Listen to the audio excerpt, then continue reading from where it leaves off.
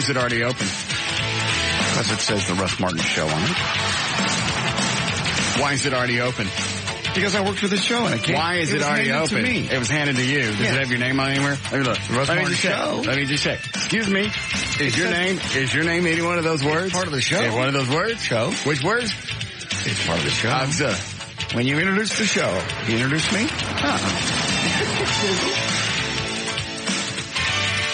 And I see that you've tried to reseal it so I can't tell what's in it. Nice try. Sorry.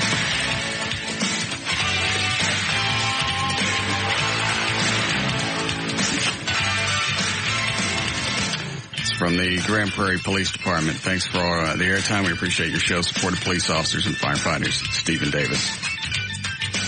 Top of the note says Russ. Okay. It had it said it on the outside. I don't ever open your stuff. Why'd you just open this? Because it's open to the show.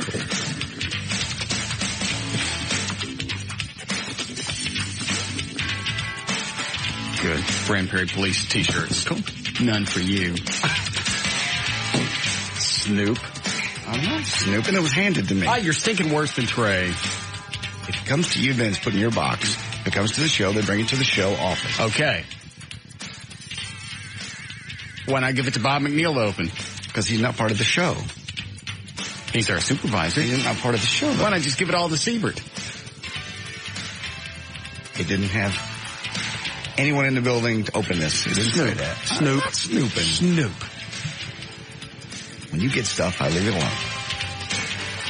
Well, I don't open stuff with other people's names on it because I'm not a Snoopy.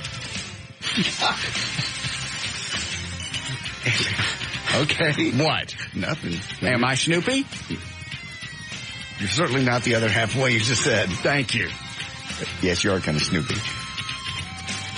Looking over my shoulder last night when Joy was instant messaging me. And don't pretend you weren't. Eddie, what was I looking for? Because you did that other time and got me in trouble. The spray can of air. Thank you. You said you were looking for. It wasn't on my computer screen. No, it was just over to the left. I was trying to get it without you seeing You overlooked, you saw one day, I can't even remember what she wrote. She IM'd you. I was sitting at your computer and it just popped up in my face. Oh. Did it have Russ on it? Or was it to me? I didn't know. I had to look at it first. No, you know if it's my computer and an instant message pops up, it's probably not for you. It scared me. And look away. I did. After you read it. Yes. Where are you? Mm-hmm. And then another little pop-up. Too busy to answer? We were having a little tiff that day, and she thought I was ignoring her. Wonderful. Not bad enough you got to have fights in person. Now they want to get you over the internet. Exactly.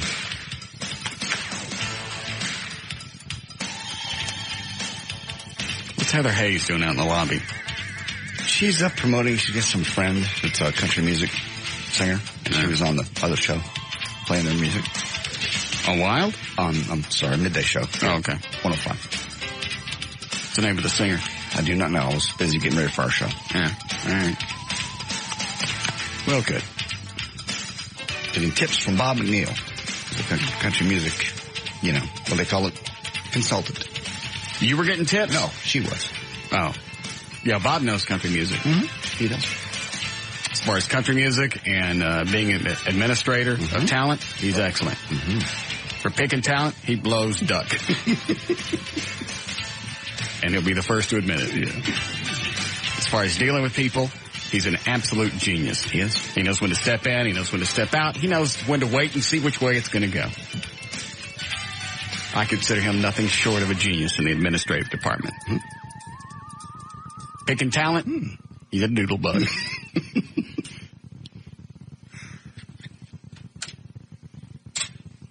I'm sure he'll get better. He will. Well, some of it is the budget they give him to deal with, too. He can't just scour the country and find the most expensive talent and bring him in. You give me that kind of budget, I could, yes. Huh? Yes, I could.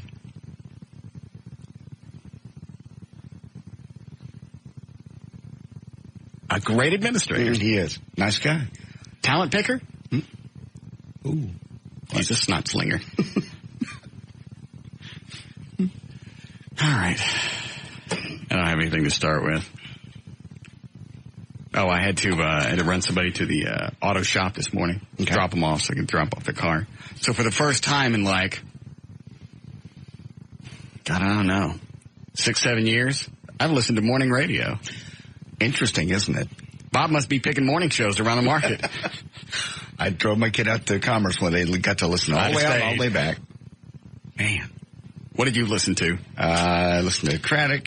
I listened to Bo Roberts. Mm-hmm. What else? The Wolf. The Dorsey. Right. Every time I tuned into Dorsey, he was playing a song. And this was in the 7:30 hour. Who's making the noise out in the lobby?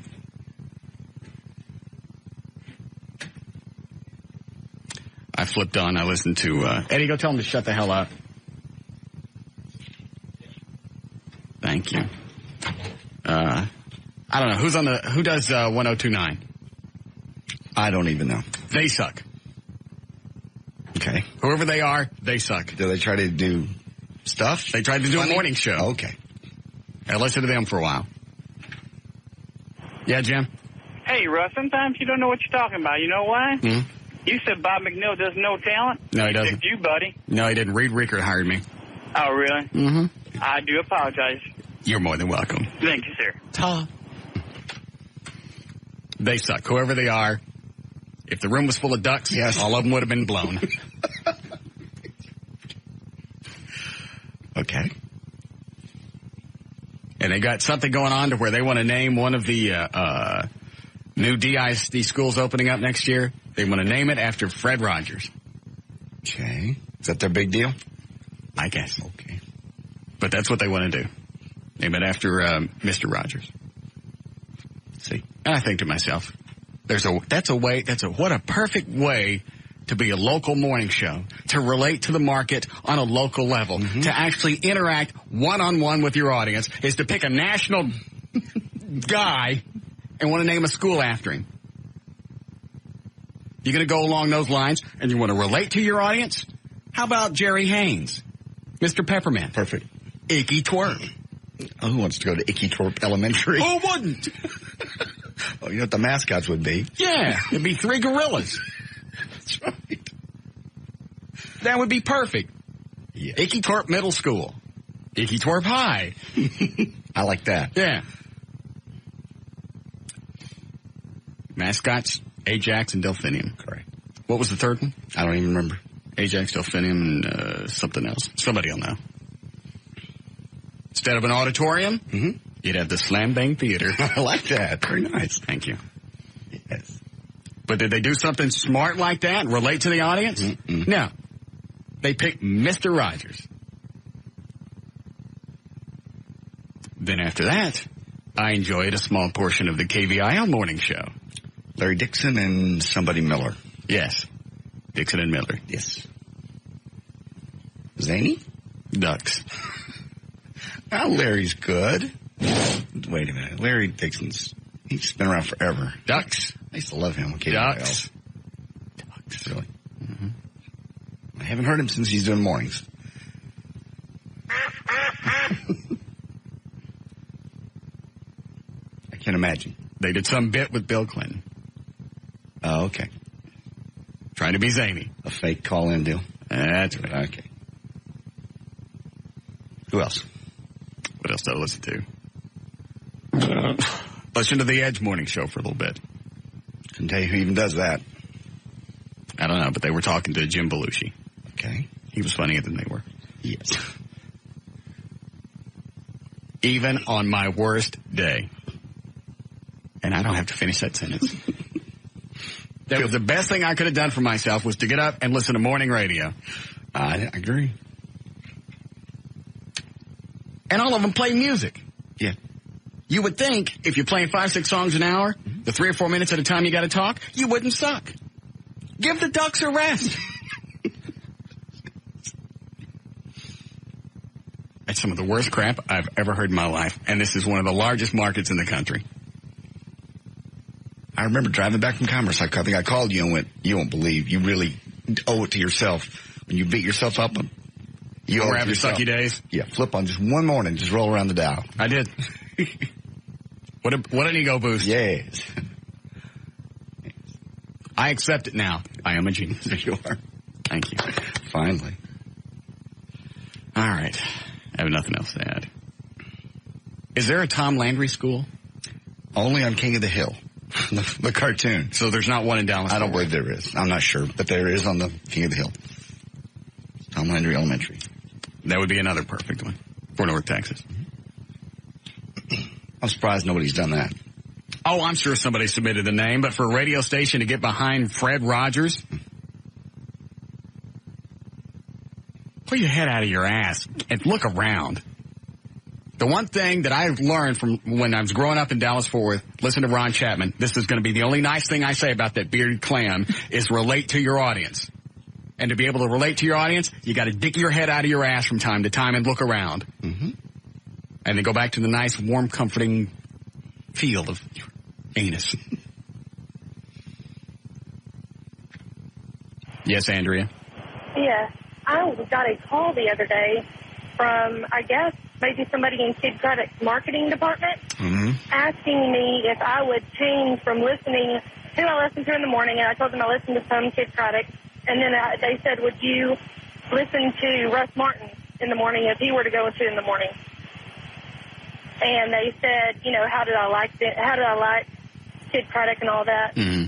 So are y'all doing marketing calls? Are you thinking about changing to the morning? I can't say anything. Okay. Because they are calling me and my husband. Well, I appreciate your support, and it was very kind of you to call. Thank you. And I would hope that regardless of where I go, what I do, that I would have your blessings. Thanks. But there's nothing to see here. Thank you. All righty. All right. Thank you, sweetie.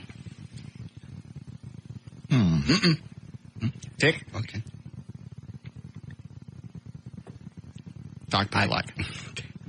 Thank you. All right.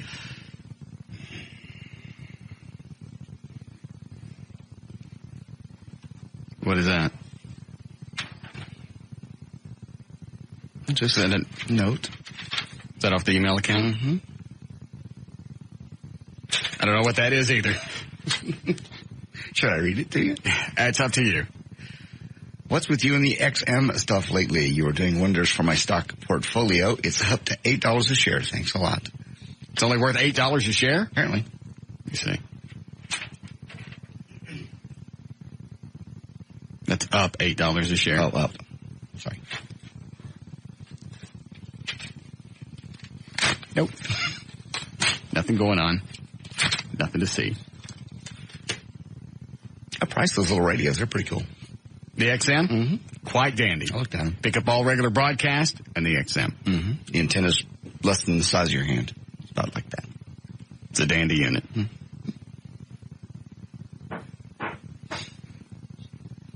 I'm out of spray. Help, baby. Oh. Phew.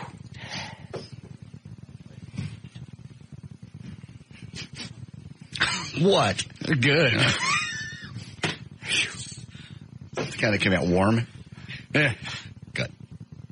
With just a slight hint of gurgle. You are going to so fill your drawers one day. Tell Heather Hayes if she wants to come in here and whiff me, that's fine. She's a cutie. Yeah, she's got a nice little bottom. Cuter in person than almost on TV. Yeah, on TV, she looks like she'd be haggardly. Yep. You know, it looks like they're covering something up. Then you see her in person. One night I saw her at Topanga. Mm-hmm. Forgot what we were doing there. I'm sure I was drunk. Yeah. I saw her out front. She looked really good in person. Short. But cute. Topanga type of chick. What are you saying? I'm just saying I'm not saying anything. What are you saying? I'm just saying she's the type of chick that would go to places like Topanga and, you know, the Martini Ranch and those kind of places. What's Martini Ranch? That's just another club? Club. Cool, where all the cool kids go. Mm. What, Eddie? No, I got nothing to say to her.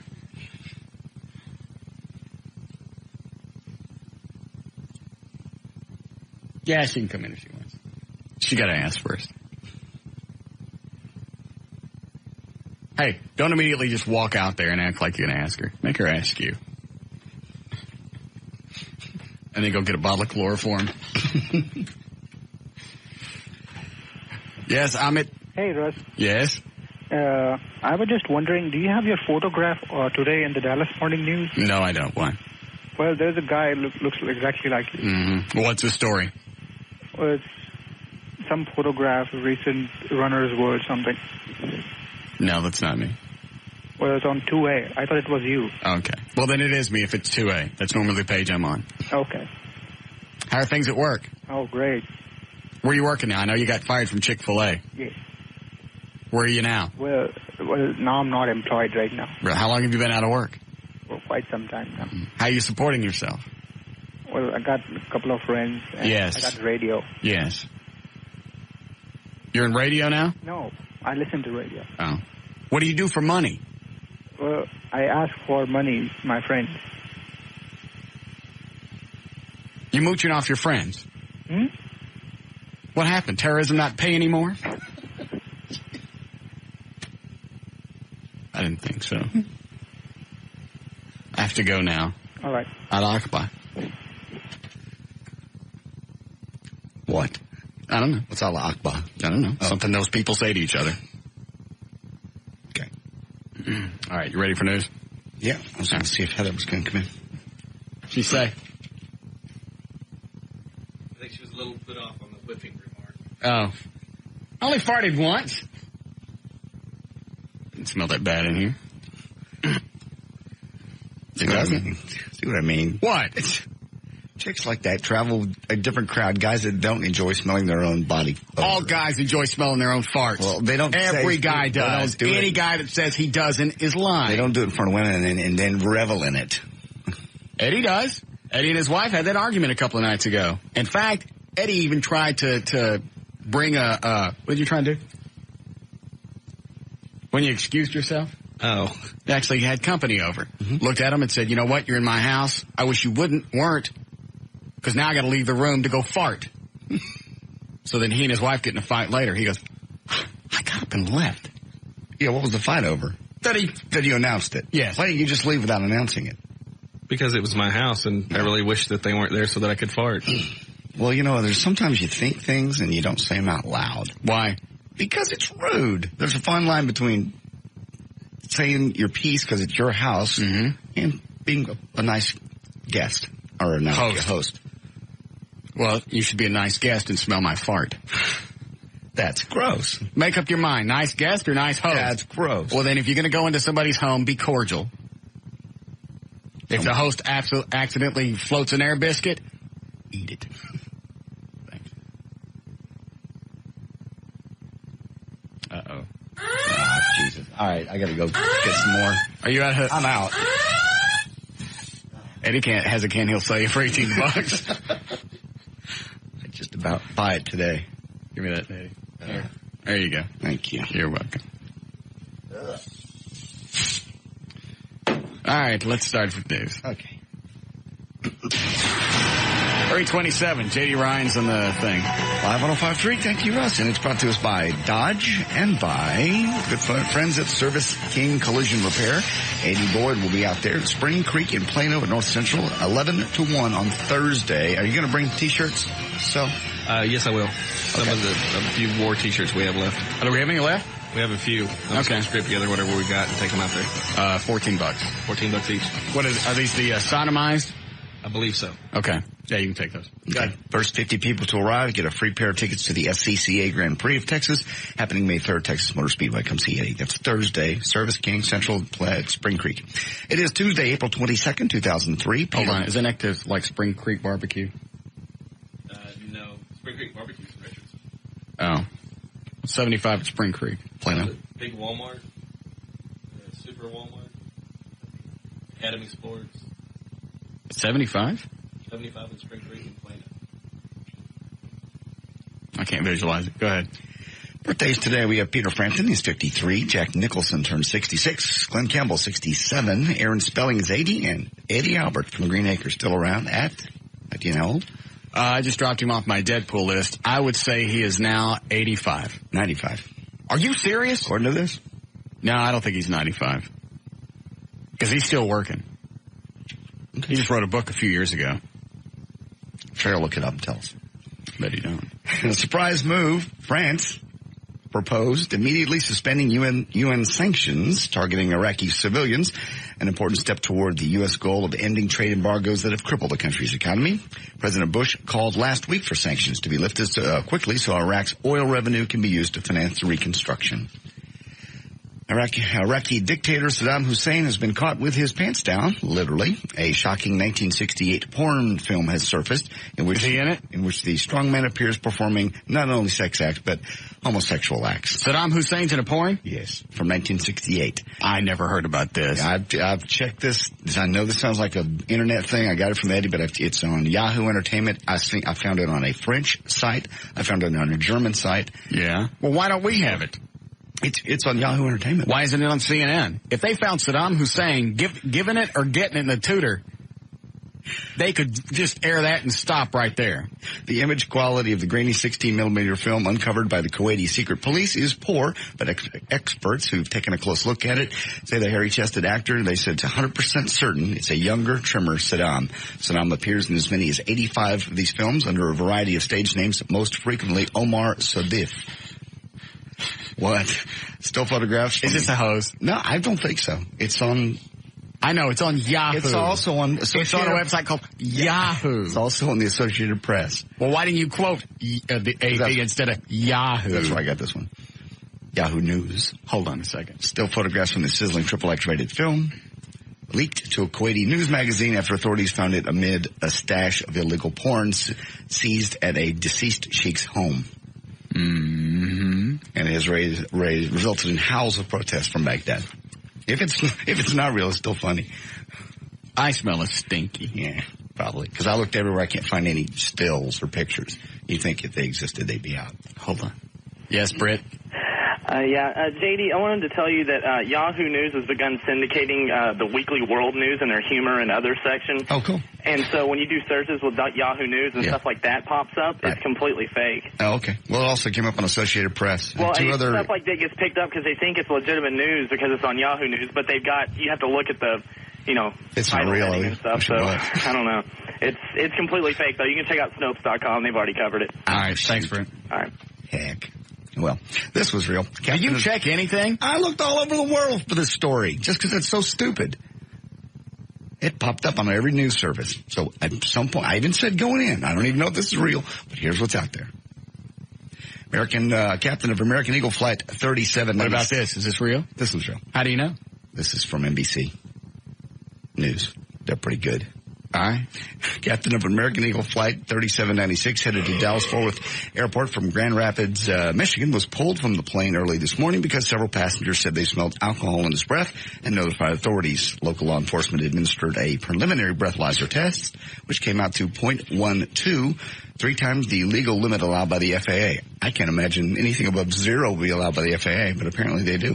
Well, maybe, mouthwash or something. Yeah, that would make you like at a 0.03 or something like that, I guess. American Eagle said it will administer its own breathalyzer test, and an investigation has been opened. The captain is now in custody of local American Eagle station managers. Why the hell would you show up for work, jeopardize your career, jeopardize your license, when you know that somebody's going to whiff alcohol on you, and nobody wants to fly with a notice? They don't. Why would you jeopardize that? No idea. Because that is just barely intoxicated. In Texas used to be 0.10 or 01 or whatever. 0.10. Yeah. 0.12. So, I mean, that's not slobbering drunk, and it's certainly not drunk enough to lose judgment, go, hey, I'm going to work. No. It's just buzzed slightly enough to think he could probably do it. I don't know if he stayed out late at night, and that's what's left in his system. Yeah, you can do that. Because you can go to bed at night, be slobbering drunk, and just because you wake up the next morning and you feel okay, your blood alcohol content could still be enough to be legally drunk. Mm-hmm. I've had friends, I'm not saying who they fly for, but push the limits just a little bit. And I have other airline pilot buddies that won't even touch it anywhere 24 hours before they fly, just for that exact reason. Because they can do surprise inspections on you. Can I ask a question? Sure. You know the married chick you were banging? You need to stop right there. 4 young girls had the fright of their lives when a pack of thirsty baboons attacked them for water they were carrying in northern region of Kenya, savaged by the long dry spell. Aisha Wako, I believe is her name, suffered cuts and bruises to the face when she tried to fight off the baboons, who ripped at her clothes. Wako and her friends were attacked by about 30 baboons as they walked back to their village from the water well. CNN.com. Just checking. I don't even pay attention anymore. Hold on a second. Hello, Shelley. Hey, Russ. Yes, ma'am. I love your show. Thank you. You are so awesome, and you are so cute, too, by the way. Thank you. Can you tell us or tell me how to make your chicken and radish soup? No. Why not? Because we're on the air. Well, can you put it somewhere on the website so I can check it out? Do you get this crap? Constantly, every day, because they've already asked you, and you've ignored them or something, because then they come to me going, you're the nice guy, buddy. I know you'll tell me. I say, I don't have it. I'll put, you know what? As queer as it sounds, I'll put a recipe on my website. Maybe I'll put it with some porn pictures so I don't feel gay about doing it. Well, seriously, you should have like a cookbook or something, Russ's cookbook. Here's the thing, because I've thought about it, and I had a publisher come to me once, and I thought about it. These recipes would be just so stupid, because you'd look at it and go, well, who doesn't know that? Like if you wanted to make low-fat spaghetti, right? All right, you get a low-fat sauce. They've got them, so you don't have to. That's nothing special. Mm-hmm. Noodles, no fat, a lot of carbs, but you can't do anything about that. And you use either really lean beef or you use 100% fat-free ground turkey. All right, What's the magic there? You saw that in a cookbook. When you look at it and go, I don't read cookbooks. I hate cookbooks. But well, then why would you look at this one? Because if you had one out, I would buy it. You'll get some really good ideas because you're healthy and you like to eat low carb, and I do too. So I just thought that'd be a great something I could eat for dinner. But if you don't want to share that with me, I'll you know what? Email it to me. Email me, and I'll send you the recipe. Okay, cool. All right. Thanks. And by the way, it's turnips. Bye. Okay, bye-bye. It's not radishes, it's turnips. Turnips cook up like potatoes. The reason you're using turnips instead of potatoes is because I think they're only like 6 grams of carbs per whatever, to where a potato is almost like 50. So obviously if you're going high protein, low carbs, that's the way to go. It ain't that big of a deal. Cube up some chicken, throw in some chicken broth, use the turnips instead of potatoes, and throw in some other vegetables and spices. There's your recipe. Now go eat it. That's what I did. I even get the pre-chopped onions that they sell in the store in the little containers. Just threw that in there. It was simple. It's fine. A piece of cake. But if you want it, email me and I'll send it out. I'll put it on the website someplace. Thank you. I'll start posting recipes. And warn them, it will make you gaseous. Why would you warn somebody? Just because. You don't think women like to fart? No. Everybody likes to fart. Who doesn't like to fart? Well, you like to fart, Dan? Yeah. Eddie? They make you very gassy. You don't like to fart? I do, but I love to fart. But if I'm planning on going to a wedding or somewhere where I can't just let them go. Yes, you can. Yeah, it's gross. It's not gross. Yeah. Nobody wants to sit next to you when you're... Who cares? Shooting air out through your dookie. Nobody wants to be around you. I don't want to go to the wedding anyway. Just more, well, then don't go, but don't make everybody miserable. Yes, I intend to. If I got to be there, everybody around me is going to be as miserable as I am. Have you used Classmate.com to find or catch up with an old buddy? Yes. Well, if you have. Yes, I have. Yes, you have. Yes, I know. I have. Classmate.com is now a syndicated TV show. It's going to come on June 30th. Is it really? In case you didn't guess, yes, it's another reality show. Cameras will tag along former classmates as they reunite, and the first episode brings together a prom couple. But the show won't just be about former lovers. Episodes will also feature old friends, bullies, and their victims, stuff like that. You can go to Classmate.com for more information. Classmates.com with an S. Love that website. Have you found other people besides Julie? I didn't go to school with her. Oh, I'm sorry. Who'd you find? Somebody. Who? Somebody had a crush on in high school. Oh. She came to town for a visit about 6 months ago. Oh, I remember. Okay. Still married, isn't she? You're on a roll with married chicks. You really are. It was just, yeah. Somebody had a big crush on in high school, right. And of course now she tells, why didn't you say something? Well, I'm leaving you notes. I sat next to you in the film room. Right. We always chat. Leave you notes on your car. What do you think I'm doing? I took her to do the, I take her to, I need to shut up in case this gets back to somebody. Mm-hmm. But I took her to something. And she came to town. Bam. What a bush. Huge. Married women that's amazing. And she has been married for how long? I'd rather not say. Long time. Same guy. Possibly. Came to town, cheated on her. Damn. I'm just saying, you're on a roll with married women for some reason right now. That bush. That's big bush. It's the biggest one I've ever seen. Ooh. Almost too big.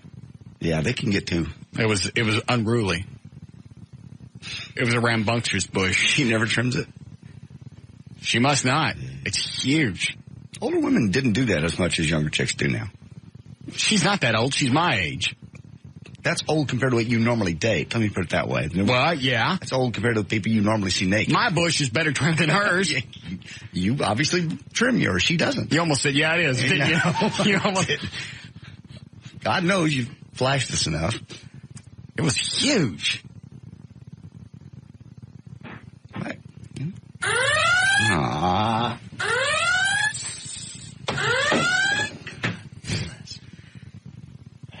Is that turnip soup? Mm-hmm. Good. Well, I have some in the refrigerator. I'll just go have during the break. Except last night, instead of using chicken, I threw in shrimp. That'll be good. Shrimp low fat, still high protein. That's what you're looking for. High protein, low carbs. Very good. Mm-hmm. Monica Lewinsky received high marks from the folks at The View yesterday following her first ever stint as a guest host. Don't look for it to be a regular thing, though, according to the executive producer, of the show. This was a one-shot thing, and we were happy she was willing to do it. Lewinsky's 29, appeared on the show to promote last night's premiere of the new Fox reality show, Mr. Personality, which she is hosting. And it looks like, actually, that was a pretty big hit. They actually debuted it right after the American Idol special episode. Would you have guessed that maybe it was from the same people that brought you Joe Millionaire? You would be wrong. Apparently none of those guys were involved in the show. Monica Lewinsky's role, did you see any of it? Of what? Monica. I'm sorry, what were you reading? Nothing. Mr. Personality with Monica Lewinsky last night, the TV show where the guys have on masks. When was that on? Last night. Oh. What'd you want to know? Nothing. She basically was on the show. What'd she look like? But she wasn't on the show. She looked fine. I mean, she lost some weight and they redid her hair. Well, what do you mean she wasn't on the show? She was there, but man, she didn't host the show. The chick, I mean, she was just there. She just stand in the background and smile most. She didn't say anything? Very little. Very little. Well, that doesn't make any sense. A few things. They're just banking on the fact that you'll tune in to see what Monica Lewinsky looks like. The little chick who was the contestant, she actually said most of everything. She carried the show. Hold on a second. Yes, TJ. Russ. Yes, sir. Hey, boss. Yes, sir. I was just wondering, I heard a lady ask you earlier if you were going to take over Howard's term spot. What about it? I was wondering, was there any truth behind that? No. I will never, ever, ever do mornings again on broadcast radio. Thank you. Go ahead. On broadcast radio. I said go ahead. All righty. The chaos over the little comment that Natalie Maines made about President Bush had no effect whatsoever on ticket sales, apparently, for their upcoming U.S. tour. That's what their agent says. Rob Light told Billboard magazine, to be brutally honest, there have been no effect other than the odd phone calls to a building inquiring about a refund. There's a lot more noise than there is action. The Dixie Chicks agents say that, if anything, concert venues have received most calls from people asking to buy the tickets that might have been returned from disgruntled fans. He says only 6 of the 59 shows are not sold out, and those 6 are expected to sell out by concert time. Speaking of sellout shows, Jimmy Buffett in town tonight, and I don't have tickets. Kicking myself. I bet Chloe has. Chloe's a big Buffett, what do they call them? Bird heads? Parrot head. Whatever. Good. I'll check during the break. Jimmy Buffett got some help from a couple of locals during his concert in Nashville over the weekend. Alan Jackson and Kenny Chesney got up on stage. Afterward, Kenny told CountryNation.com, "These are the moments where you can't even believe it's your life. All those nights sitting on a stool playing for tips and the requests for Margaritaville being so insane. Actually, I charge people $20. Whose quote is this? This is Kenny Chesney. Oh, I thought maybe you'd been talking to Dan. No. Playing for tips. Read the quote again. All those nights they can't believe this is actually my life. All those nights sitting on a stool, playing for tips. That part. And the requests for Margaritaville being so insane that it got to where it was $20 for a Buffett song. Then one night you're on stage, you look over, you realize this isn't my show, and that is Jimmy Buffett. Go ahead. Okay, that's good. I'm going to get Buffett tickets. He didn't normally play on Tuesdays. It's kind of snuck up on me. Do you want to hear? Is that what you're trying to do? Milk Buffett tickets? No, you said Close got them. No, Close probably has them because he's going to go. He's a big bird head. If not, I can call Texas Tickets or somebody. You want to hear from the... Is that the way you're about to get them now, by mentioning Texas Tickets? No, not at all. Why don't you just pay for tickets? I never asked for free tickets. Buy them? Well, why are you bringing it up on the air? I'll call them. What is it? Want to hear Madonna? Why? It's the new album. Hold on. How are we doing, Eddie? American Life. All right, wrap it up. We'll come back and we'll listen to this out of the news break. And information brought to us by Service King Collision Repair. Eddie will be out there Thursday from 11 to 1. That's at North Central at Spring Creek in Plano. I'm J.D. Ryan on Live 105.3, the talk that rocks Texas. Hold on. Yes, Shelley? Russell. Yes. Never say never, hon. About what? You just said you'd never do morning show? I will never go back to morning broadcast radio. Ever. Ever. Ever. A bank. Never. A bank? Broadcast radio, never. Morning, no. Chase Manhattan Bank. Mm-mm. Oh. No. Okay. We'll be back with the Russ Martin Show. Here are the rules for calling the Russ Martin Show. Do not call and ask for phone numbers or websites. Do not call with a joke you saw in a movie, on TV, on a bumper sticker, on the internet, or you heard in the 8th grade. Do not call and ask for advertisers' phone numbers. Call information and ask them. Do turn your radio down. Do get to the point. Practice in front of a mirror before calling. Do not waste time telling Russ your name. He's far too important and busy. He won't remember it anyway.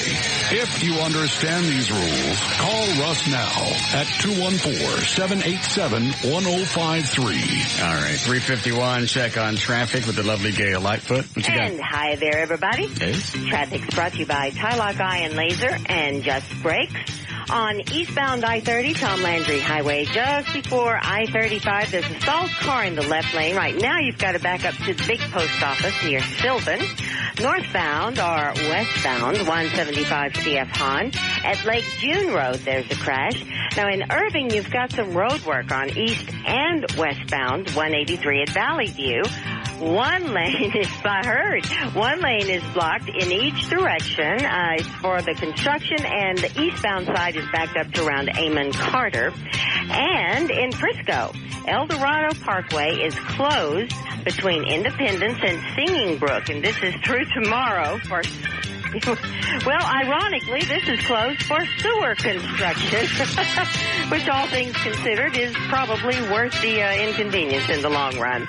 This also brought to you by Ultimate Electronics and Allstate Insurance Company, Northbrook, Illinois. Are you a safe driver? Allstate can save you big money on your auto insurance. Restrictions apply, offered with select companies. Call your local Allstate agent for details. You're in good hands with Allstate. I'm Gail Lightfoot on Live 105.3, the Talk that Rocks, Texas. Thank you, Gail. All right, we got some showers moving through the area. Most of the heavy stuff was moved to the north and east of Dallas at this point. Jesus, 61 for the low tonight. More storms tomorrow, 68 for the high, then back up into the mid-80s and maybe even the 90s by the weekend. It is cloudy and 67 degrees currently at Live 105.3, the Talk that Rocks, Texas. Was it going to rain tonight or not? Because if it's going to rain, I'm not going to go to Buffett with you. There's a very good chance it's going to rain. So you want to go ahead and buy tickets and go? I'm going to go either way. Why? Because I want to go. I've never missed Buffett. It's a party. People are already out there partying. When is the concert? Tonight at 9, 8. How could they be there now? Probably 8. The parking lot party starts at noon. It's a tailgate party all day long. People dress up, fins everywhere, parrots. What kind of fins? Like shark fins. Oh. He sings a song called Fins. I thought he was the parrot guy.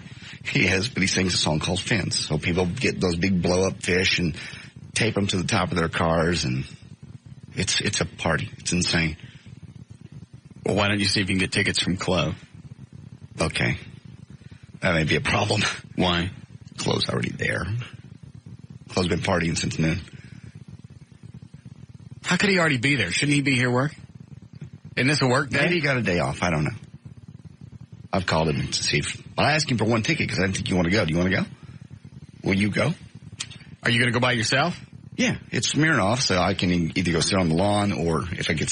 What's it cost for the lawn? Probably $25 for him. Probably $25, maybe $30. Oh, is that Chloe? Hey. Cloud. I told you.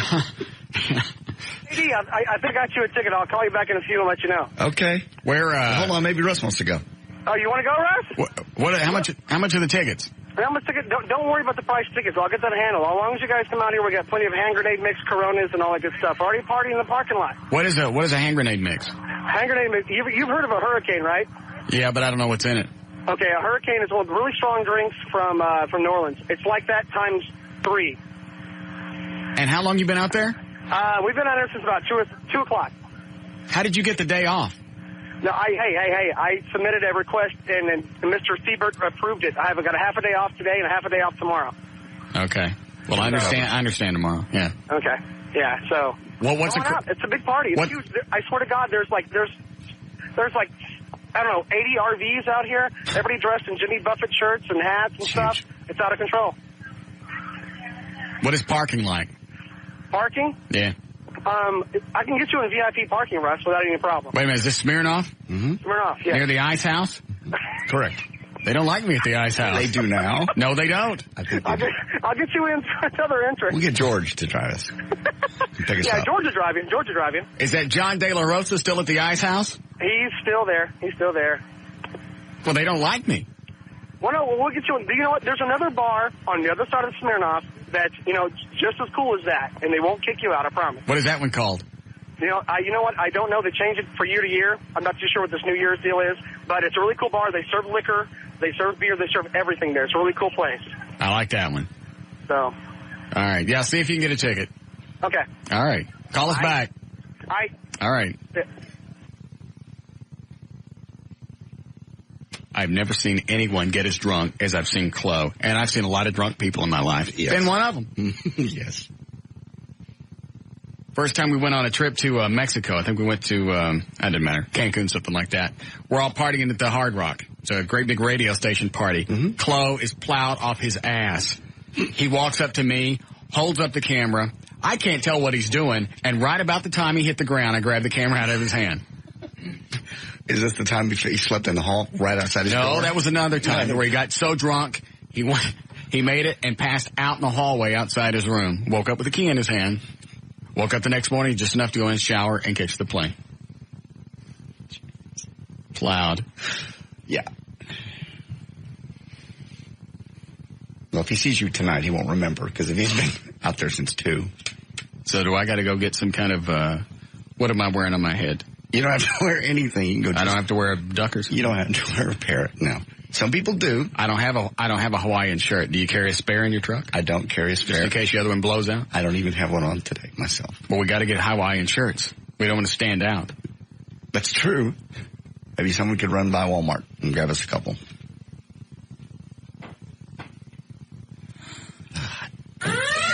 Sorry.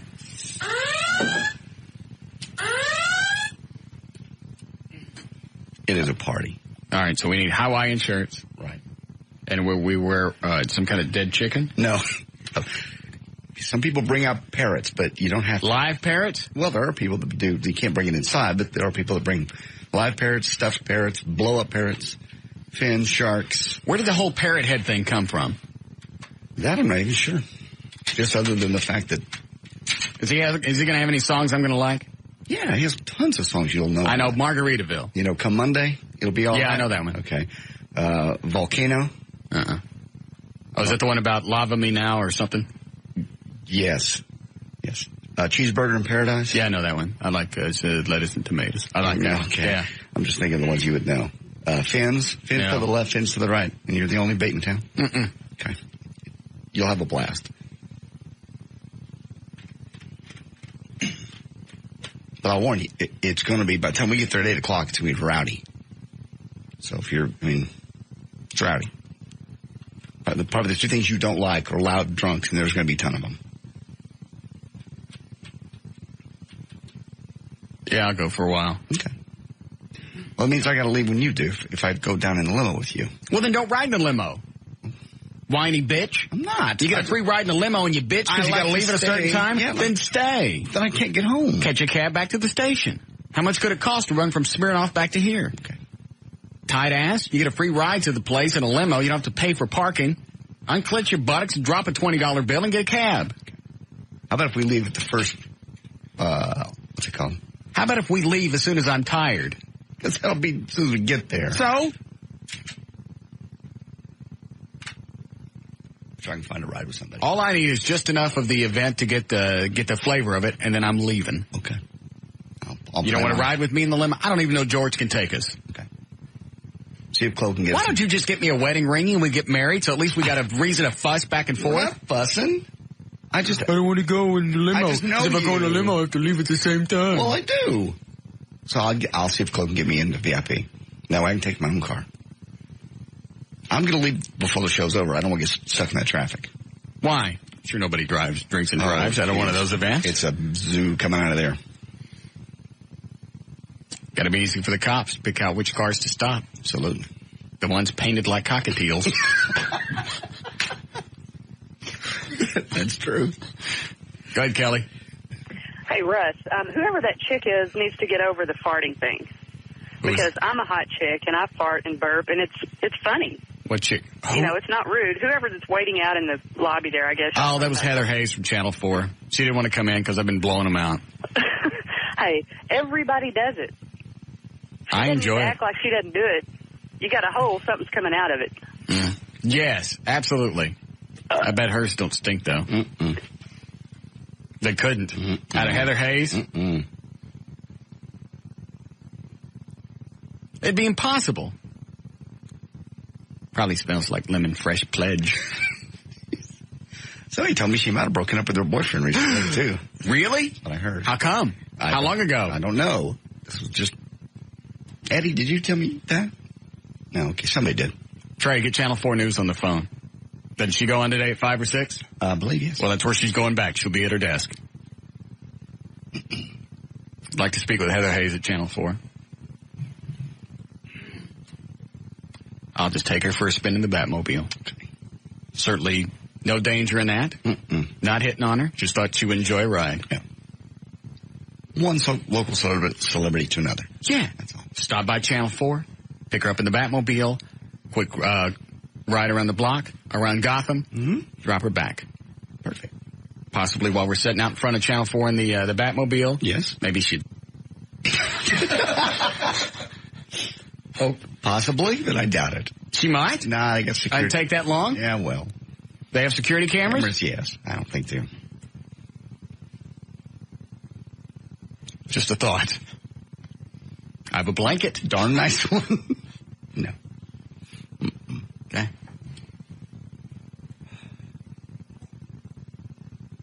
You wonder why they're all afraid of you. Why are they afraid of me? TV people, because they have a reputation to maintain, and you say things like that. What did I say? I shut the mics off. I know. Nobody had any stinking clue what I said. Nobody could even come close to guessing what I said when I turned the mics off. I bet you everybody knows. I bet they don't have a clue.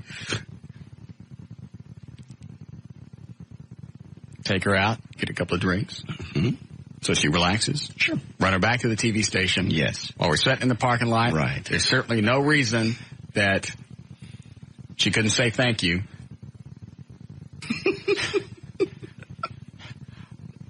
You're right. Or close more. Letting me.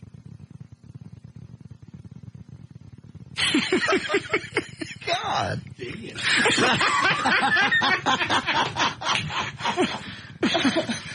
Nice one, Eddie. You know when you make Eddie say damn. Yeah.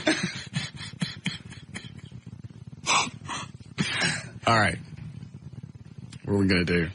Oh, what's this Madonna thing you wanted me to listen to? It's her new CD. Now, I've listened to it. It says potential graphic lyrics. I've listened to 2 or 3 tracks and haven't heard anything. That doesn't Where do you mean see potentially on the front? It just says parental advisory.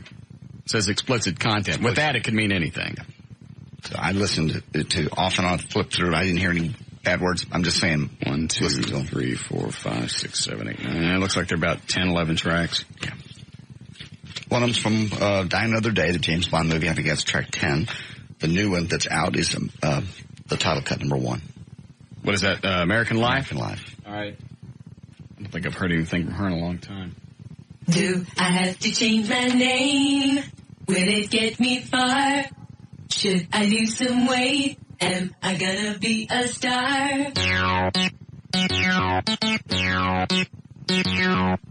She get Casio for her birthday? Apparently. Good. Yeah. I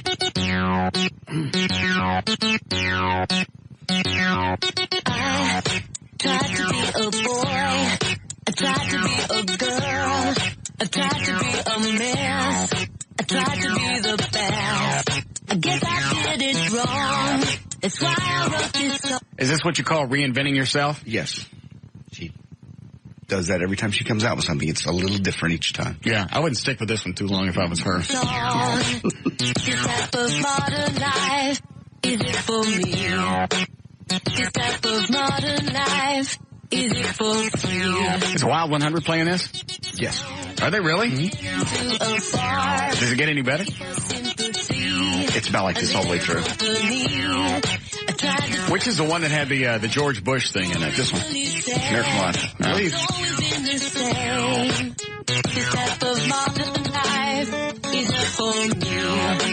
This type of modern life. I don't like this. She needs to go back to her Material Girl days. There's several different flavors on this one. Unlike the Lisa Marie Presley, but the whole album sounded the same, that big dark dirge sound. This has got different varieties. There's some ballads on there. Some more upbeat ones. The James Bond film theme is real dynamic. Which one is that? Cut 10. Oh, I'm going to listen to the second one. It's called Hollywood. Yeah. What, all the tracks sag into each other? Yes. That's what it sounds like. I don't like this either. I don't like sound effects in songs. That's why I hate Pink Floyd. Like, dude, either decide, are you going to release a sound effect album or a song? I've heard Helicopters.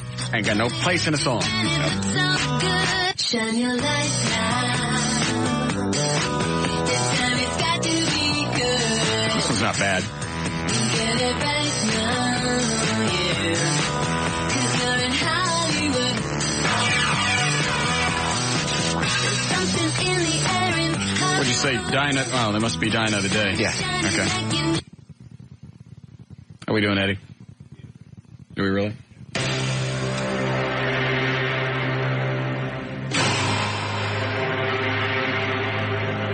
You don't think she'd like to go for a ride around the block in the Batmobile? She might like the ride around the block. It's the way you wanted her to repay you that I think she might question. I'm gonna wake up. Oh, I've heard this. And know I'm gonna kiss.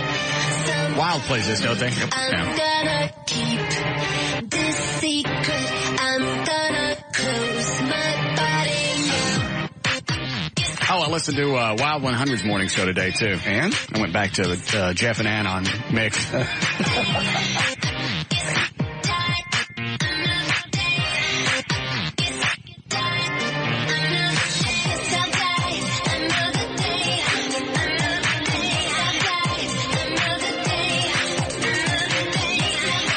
Sounds like everything on this album is a lot of sampling. Yep.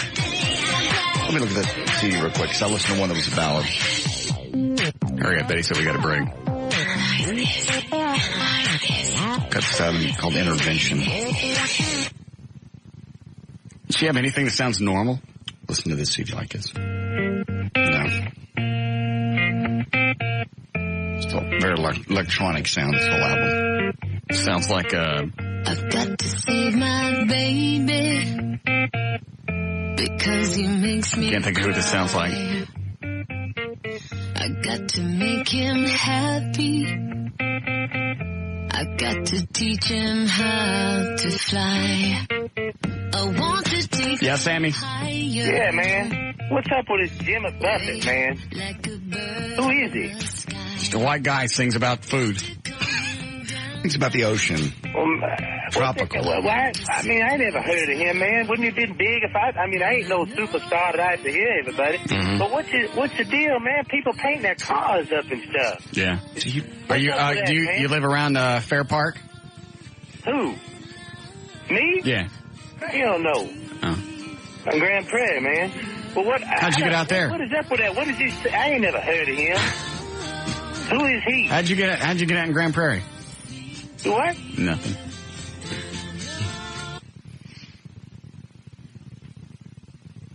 I don't understand the call on line 9. What about Chapman? He wants to ask you if you think Chapman's show in the morning is any good. Oh, I haven't listened to Chapman since I was in probably college. Why? I don't know. Okay. Thanks.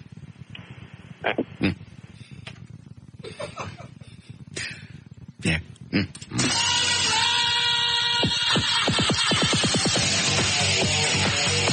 We'll be back with the Russ Martin Show.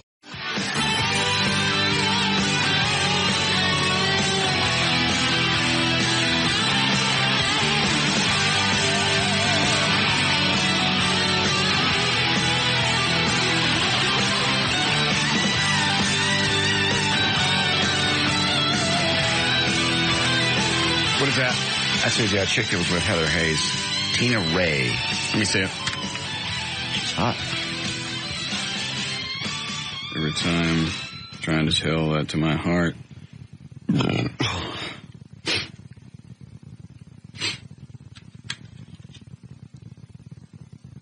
Yeah, she's all right.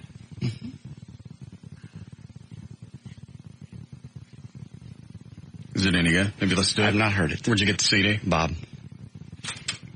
What did he say? He said it was very good. She has very good depth of vocal range. Something very sultry about her voice. These days, you just got to be different in Nashville. You got to have a different sound. Everybody's trying to sound like Madonna and Shania Twain and people like that. And it's just very poppy sounding.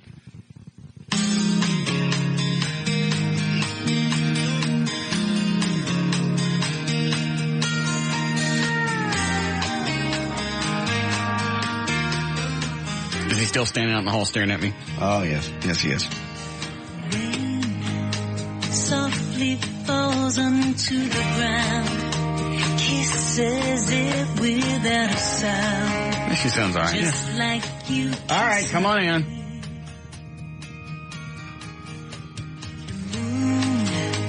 Innocent to morning light holds the shadows through the night. Uh-oh. What? Just like you hold me. Just like you. Better spray that one again. And every time I look at you, I feel the gravity. Yes, Mr. Trenholm? Got a request. Mark Cuban would like to come on the show. For what? Talk about the Mavs in the playoffs. He's got a charity that he started. Mm-mm. Oh, you don't want to come on until he's got something to plug? Nope. I'm not talking to him. Oh, come on. He helped us start the whole Police and Firefighters Foundation. So? He also got a lot of publicity out of it, too. Okay, I'm just saying. He's helped us out in the past. I understand that. You don't want to talk to him now. Why? Because he won't call. He doesn't want to do anything with the show unless he's got something to pitch. He's busy. He does a TV show. You know what? I'm busy, too. Okay. And I've seen his TV show. They don't eat up much time. If it's a 30-minute show, he probably takes 8 minutes to shoot it. I've seen the show. I know. Oh, he's got a fund he started. I don't care what he's got. I don't care what he... Didn't I just say I don't care what he's got? Didn't I say that? Yes. Why are you still talking? Just thought you might want to... I don't care. It's a good cause. I don't care. A lot like the Police and Fire. I couldn't care less. All right, he can come on for $50,000 for the Police Fire Fund. If he'll write me a check for $50,000 to put in the Police Fire Fund, he can come on. That's what time costs on this show. The show ain't cheap. No. Had a guy today try to trade me a dent repair damage on my car, the hail damage, for spots on the show. People don't understand. He goes, well, probably cost, first of all, it was too much for the dent repair. It was like $450. He goes, well, $450. Can I get 10, 12 spots? Dude, you'd be lucky to get a full 20 seconds. Yeah. 10, 12 spots. That's exactly what he said. Because they came out, looked at the car, and he knew I was in radio. He goes, well, how about we just swap for advertising? About $450 to fix the car, 10 or 12 spots in a week. No. Even if I could do that, I wouldn't do it. Yeah.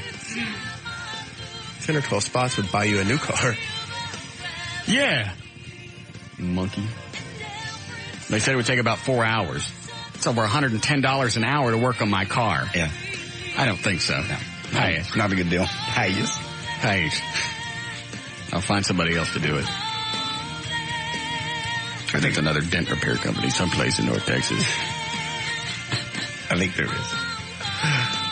You give me a hard time by trying to get tickets for concerts. I'm going to pay for it. You get free stuff all the time. I don't ask for it. Sometimes free stuff comes to me. You drop little hints. I don't say anything. I just say, this is going on in my life. Next thing I know, I got one free. Okay. I'm sorry, I share my life with people. That was a great song. We should listen to it again when nobody's talking. I think I know this thing Cuban's doing, so I've heard it. I think I know what's. So he wants to come on and plug the I got my own charity. He's doing something for. I don't care. Fallen trees. Anything that you've got to say from here on out interests me not. Fallen trees. That still really is a good cause. I don't care. I don't care how much. Well, then he can give me $50,000 for the Police and Fire Foundation. That would help out immensely. So every time a police or firefighter falls, instead of a $2,500 check, I maybe can go $10,000 or $5,000. Go tell him for $50,000 he can come on the show. I won't give him a hard time. For $50,000, not only does he get airtime, he gets another swinging tax deduction. Because anything that goes into our Police Fire Foundation, it's a 501c tax deductible dooley dad. Mm-hmm. He gets that. I won't say crap about his TV show or his hair. I believe that's a bargain. I might even throw in a coupon for Pro Cuts. That's the deal. $50,000. 50,000 schmookers. 50,000. I will. Cashier's check. And write his driver's license number on the top of it. No personal checks? Mm-mm. I don't know how liquid he is. Go, please. All his money may be in the Mavericks. $1 billion? I don't think so. Whatever. How are they doing in the playoffs? They're in the series. They're up one game to nothing. Who are they playing? Portland. When do they play again? Tomorrow night. We'll go tell him. That's the deal. Okay. $50,000. He gets to talk about whatever he wants. I don't make any comments about his hair. What else did I promise? His dopey TV show, or the fact that I've been pissed off at him. All of that will be forgotten. You'll be friends again. Yes. He could buy my friendship for $50,000. I will go relay the message. Good. Let me know what he says. Okay.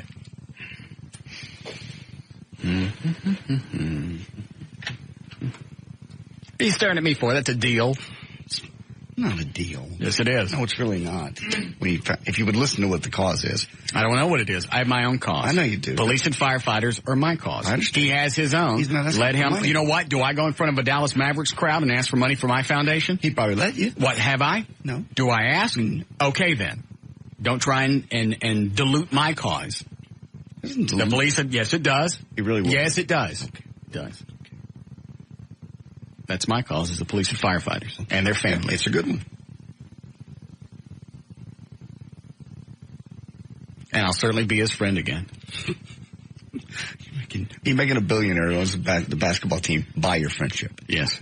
Okay. Did this all start back when he invited you to go to take off in his jet and fly to Denver to watch a ball game, and you ignored him or something or other? That's when he got mad at you. Mm-hmm. And you guys have been miffed ever since? Yes. He was offering you a free trip. And I couldn't make it. I didn't have time. It was during the week. And I'm not big on flying on private airplanes. You saw how much I didn't really get into it when we flew to California when Addison Air flew us out there. You seemed like you were having a good time. I was, because we had a bunch of topless dancers with us. But still, those are the planes that normally end up stuck in the side of something. They don't. No, they don't. More often not than commercial airliners. That is not true. Yes, it is. Statistically, it's really not true. You're going to tell me more commercial airliners stick into the side of something than private aircraft? No. Okay. But thank you. Jim Croce? John Denver? Small single engine. I ain't done. Okay. JFK Jr., whatever that kid's name was. John? Yeah. Yes. Small single engine. Okay. What did we fly on? We flew in a Learjet, 2 engines. Okay. So you stick in it further? No. Yes, Holly. Hello. Yes, ma'am. Hey, did you get my email this morning? I guess you did, about the beer cart girl contest. Yes, I certainly did. And did you vote for me? Many times. Oh, you can only do it one time per person. Well, then the other 85 times didn't count. But I thank you kindly. Can you get the listeners to vote? No, I can't. Okay. All right. Thought I'd try. Thank you. Okay, bye-bye. What was that about? I don't know. No. Did you get my email this morning like you get two? You see? Every single day. I know. I get them. I can't imagine what you get. And the spam filter software I use, yes. If it wasn't for that, I'd never there's no way I would see any of my email. Because I can go and check all the emails that got filtered out. I'll bet, without exaggeration, let me think, I'll bet I get at least, maybe 500 spams a day. And that's just before I go to work. That ain't counting what I get when I come home and I check my email all over again. It's amazing. It is. I was talking to Brumley today on the phone. By the way, his birthday's Wednesday. I was talking to Brumley today on the phone, and he's getting spam at the morning news. And it's porn stuff. Normally, I thought you get the porn stuff because you've gone to some site. Yeah. Yeah. And he can't hit porn from his web account there at the morning news. No. So I don't know how that happened. My Hotmail account's got a ton of it. My Verbiz account, none. Not one. Really? None. That filter? JD at JohnDavidRyan.com. I don't get a single solitary piece of spam. I don't know why. Well, I do. I don't. All I get is, in fact, that's about the only account that you exclusively send stuff to me on. Yeah. If it says 7, chances are 6 or 7 are for you. All right. How we doing, Eddie? Close. All right. Yes, Ray? Hey, Russ, you said a while back that you had never actually caught a girlfriend cheating on you. Well, what would you do if you did? You think you could control yourself?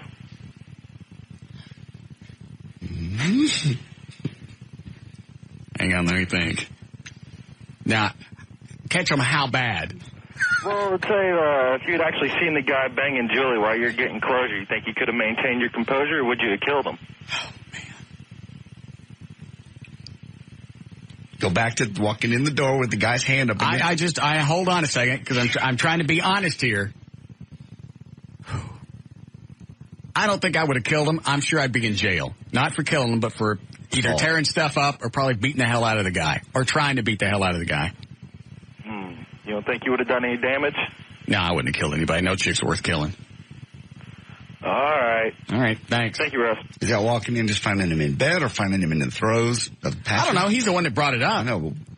Because you caught... I played that scenario out. I didn't catch him making noises. But you caught them both naked in the bed. It was either right before or right after. But you guys had already split up. Yeah. I was bringing stuff over for a garage sale. And what did you say? You say anything to the guy? No. I saw him down the hall in the mirror. I heard his voice. That's what I said. I was so out of it.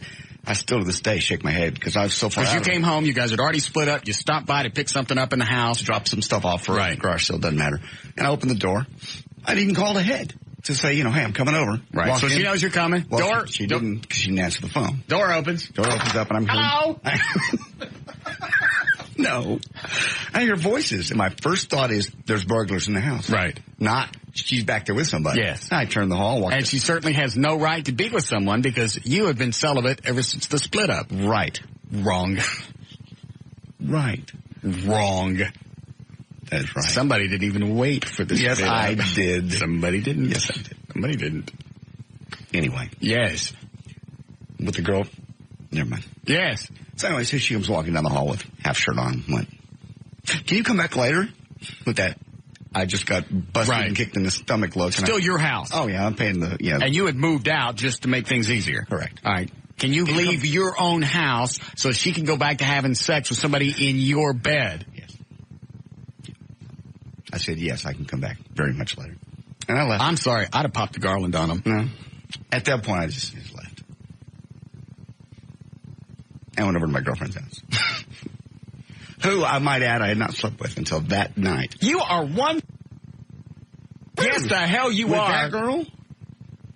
Oh, with that girl? Yeah. You probably hadn't banged her yet. No, actually. But don't tell me you haven't been screwing somebody up until that point. I had not. You are lying. I am not. Yeah. You know too much. Well, if I know too much, what could I know if It wasn't nothing like happened? I was having an affair. What? I had a moment of... Yeah, What? but it wasn't an affair. It wasn't like I was dating somebody. I don't understand what the... You're talking about the marriage. I'm talking about a lot of stuff. We need to stop. Sit there pointing at me, screwing married chicks. You're still doing it. This was 12 years ago. I'm sorry. I did it once. And if I might be so bold to point out, before we go into this elongated break. Yes.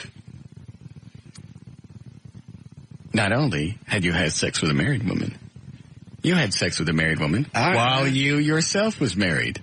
So not only did you, excuse me just a second. What do you call it when you want somebody else's wife? Covet. Yeah. Not only did you covet someone else's wife, you were already breaking your own vows. Yeah. Center, go to dinner. Center, go to dinner. I've admitted that, and I've been expunged in my own heart and soul. Good. And I don't continue to do it, and I didn't do it consistently. I didn't know that how many times you did it made the sin either greater or less. It doesn't. It was still wrong. It was still bad, and I admitted it. I don't continue to do it 12 years later. Mm-hmm. There. I said it. Fine.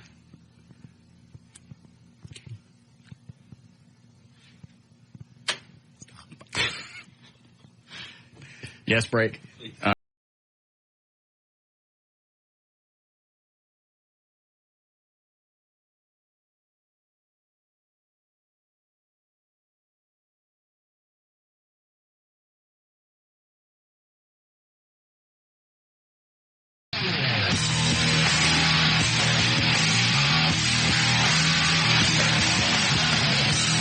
Now, back to the Russ Martin Show on Live 105.3 with J.D. Ryan, Associate Producer Eddie Boyd, Dan O'Malley on the phones, Gail Lightfoot with traffic, and producer Trey Trenholm sitting in his office.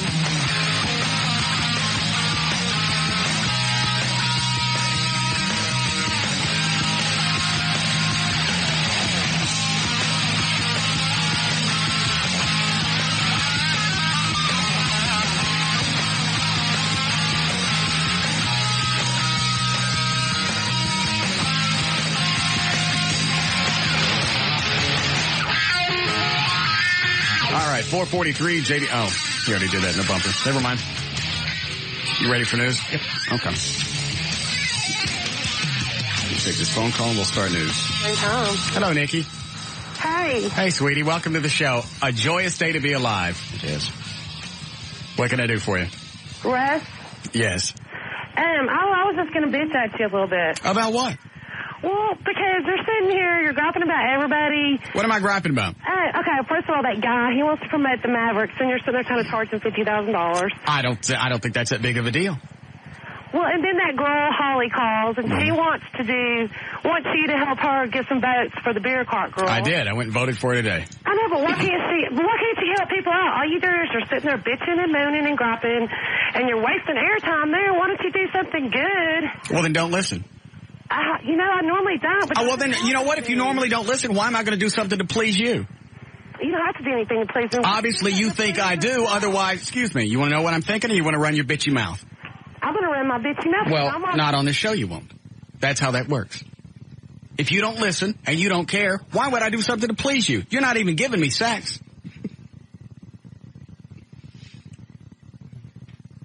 Now, does that make sense? Excuse me? Hey, JD's the sweetheart. Well, then, you know what? Then talk to JD, but that's not going to do you any good, is it? To be on the mic and you be in the background doing your whining. Okay, I'll do that.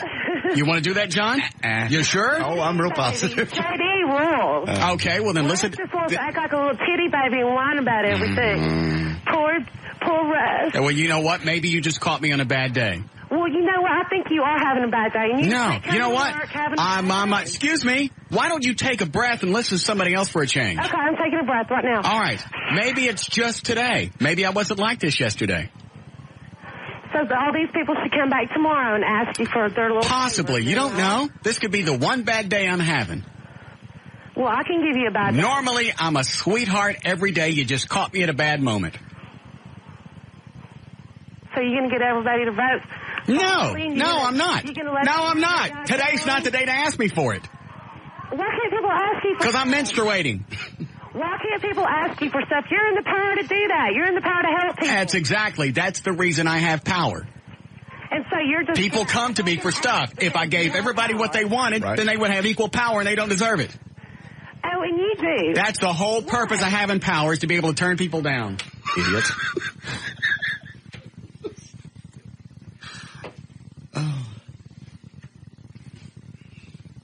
I was trying to back her into the corner on the other thing. I saw that. You could see that.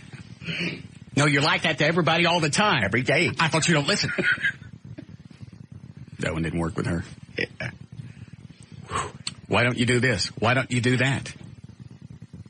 You don't do anything for anybody. You're right. Everything is focused on me, and nothing ever happens for anybody else. Oh, but that's not enough. It's not enough. It's not enough for a little bitchy ass.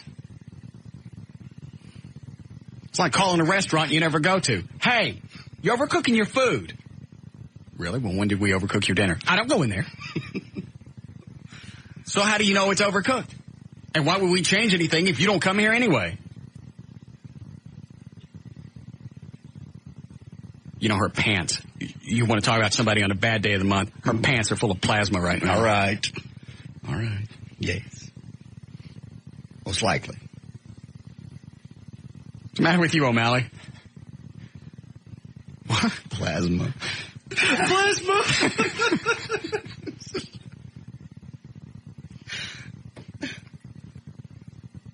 Just thought that was a lot more tasteful than saying, yes, puddle of blood.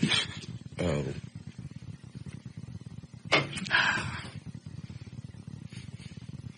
And for her, it's one of those heavy plasma days where a pillowcase couldn't suck it all up. Probably what she uses for a tampon, pillow with a rope around it. Yuck. It's disgusting. I know.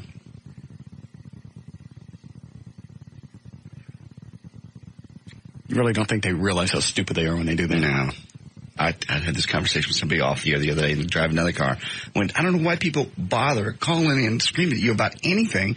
You're never going to win. You're never going to beat the delay. You have all the controls, and you do this for a living, and you've done it for your whole life. This isn't new. This isn't some routine you came up with. You were an ass 20 years ago. Thank you.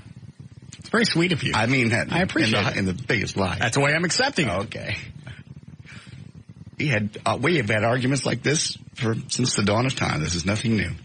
And it's fun. It is. That's why I say I don't know why anybody ever gets twisted off and calls you. It'd be the last thing on this planet I would do. And you're right. Even if I'm wrong, I'm going to make it look like I'm right. So why waste your time? It's not like the Mark Davis show where he'll actually let you voice your opinion. That's true. Or other shows. I'm sure there are other shows on this station that do the same thing. They let you voice your opinion. I don't know which one it would be. Take a phone call all the way to conclusion. All right, well, I still disagree with you, but I appreciate your time calling. Thank you, and good day. That's how Mark finishes up. It's a waste of time. And I'll tell you what. Oh, you can't smell that yet? Jeez. All right, Hawaiian shirts and spray disinfectant when I go to Walmart. Oh, yeah. Are you going to get a stuff for Jimmy Buffett? Call back. He has one ticket. If you really, really want to go, he'll go get you another one. Is he paying for them? No. Okay. Well, yeah. If I don't go, what's it? Oh, you'll love this. I go out in the hall to talk to Bob about something. Sure. He's trying to get somebody on the show, and I told him I don't want to. Okay. Trey stops me and goes, hey, can I go to Buffett? I went, yeah. Not with us. So he follows me all the way down the hall. How come I can't go to Buffett with you guys? I went, George is just picking us up in a town car. That only holds 2 people. Well, 3 people can get in it. Not in mine. I called George and I set it up and I got the tickets. Oh, what? Chloe got the tickets. Yeah. George is driving us. Perfect. Do we let him go? It's up to you. Your call. But I got to go get another ticket. Chloe's done all he could to get 2. Well, we'll see then. I mean, you don't have to sit down. Maybe I don't even know that we're going to sit in our seats anyway. I don't know. Once you get in, you can walk around, do whatever. Perfect. What was I going to say before we started this? What were we talking about before Buffett? Cheating and married, sleeping with. No, the chick that just called. What were we saying right before you brought up Buffett? When you go, I got to go to Walmart and get a shirt and something else. I was going somewhere and you stopped me. Oh, people that bother yelling at you about the show. I'll tell you exactly the reason regular talk shows are nice to people and let them finish, because they depend on those callers. Yeah. If it weren't for the callers, they've got nobody to bounce off of, nobody to talk to. So you got to be nice to people so they want to call in. Sure. I don't care if anybody ever calls in. They could unlist this phone number and that would be fine with me. I've asked several times to have this phone number changed. No, can't be. It's a talk station. I don't care. Do you ever hear me say the phone number? Never. I don't want them to have it. Because if I were to give it out, that's an invitation. I used to have people that are stupid enough to try to beat you at your own game occasionally, though. That way you get a good workout. You enjoy a good argument. Yeah, I do. Yeah. Especially with a chick. Mm-hmm.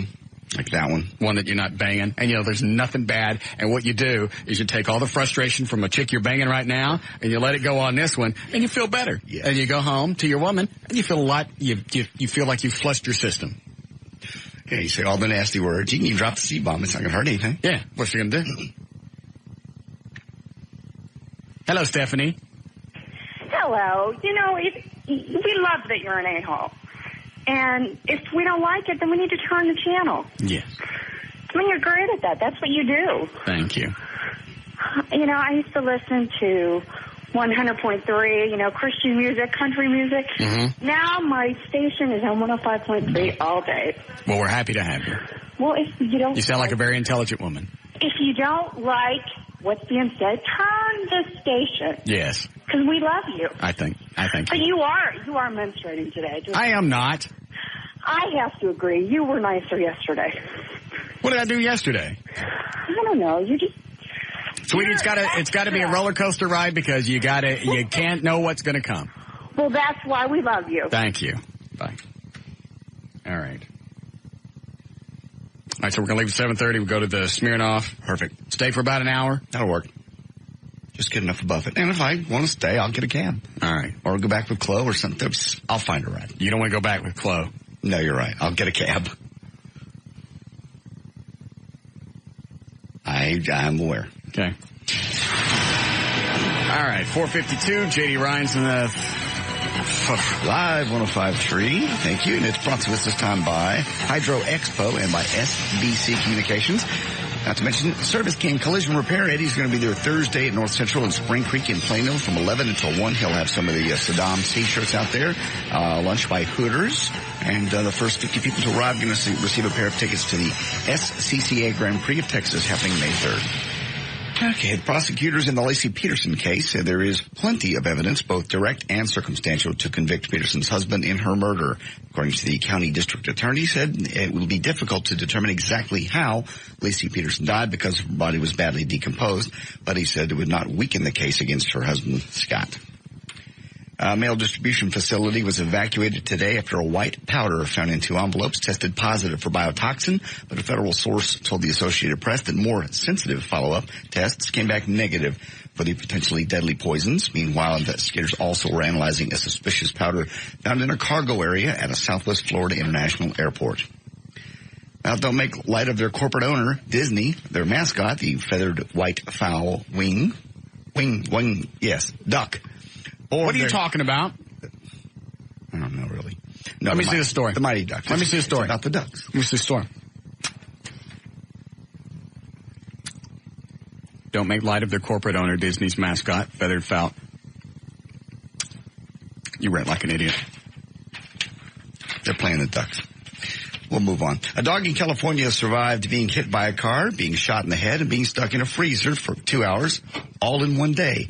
Dasha was first hit by a car in Clear Lake, then shot by a police officer trying to put the animal out of its misery. The dog was presumed dead, taken to the Animal Control Center, put in a freezer. However, a few hours later, officials went to the freezer and found Dasha very much alive, but cold. Animal groups have begun raising money for her care.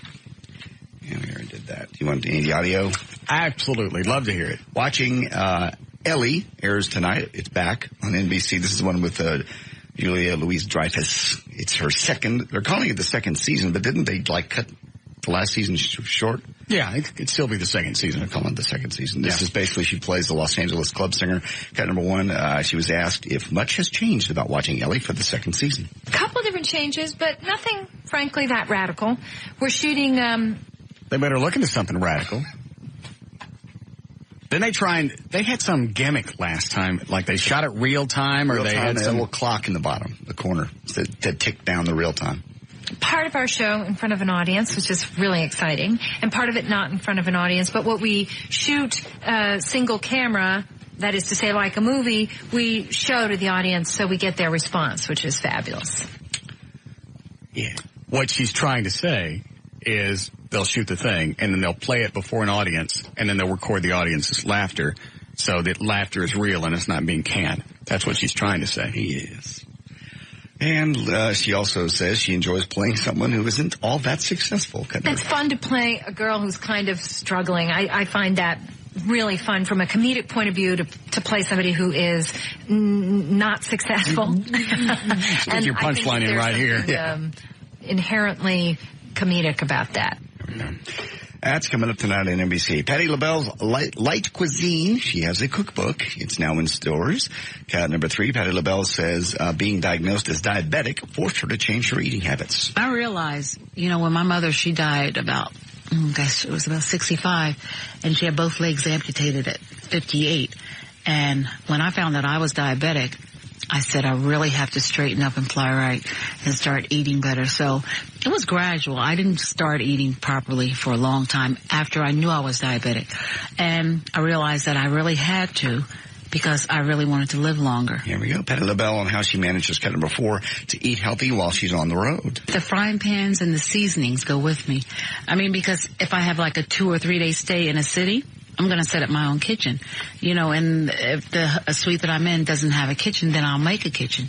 But it's usually the electric fry pans that I take out. And, I get chicken or fish in any city that I am, and I make what I like for dinner. There we are. Let's get over 100 recipes in it with the endorsement and approval of the American Diabetes Association. That book is called Patti LaBelle's Light Cuisine. There's news and information brought to us by Service King Collision Repair. Eddie will be out there Thursday, 11 to 1. I'm J.D. Ryman, live 105.3, the talk that rocks Texas.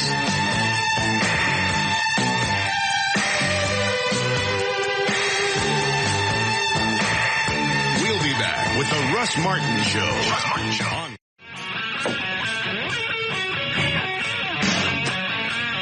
Potent stuff.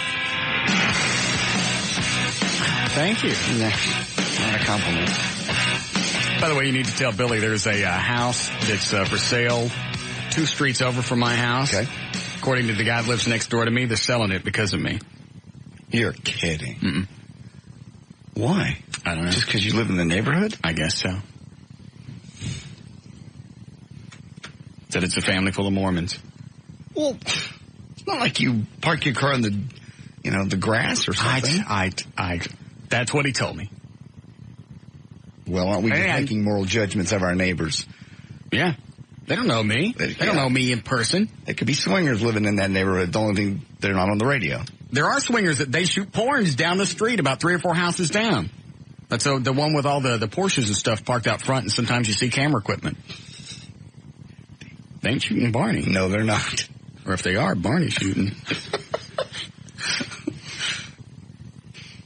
And he also said the house is going for like, just to get out of it, 30% below what the houses around it are selling for. Okay. So, tell Billy. Okay, I will. Mm-hmm. Hi, Gail. Hi. Maybe they just didn't like the way your trees look now. I forgot to take pictures of those. You're right. I'd move out. It's damned embarrassing. They look like great big wooden Q-tips. Maybe you could go to like MJ Designs or someplace and get some of those artificial plants and just tie them onto your limbs. Actually, that would be kind of funny until the tree grows back in. Yeah. Oh, well. Because that's where the conversation started, because the guy that lives next door, he came over and he goes, what happened? And I knew exactly what he was talking about. I went, this guy had a hyena trim my trees. Where's that laugh?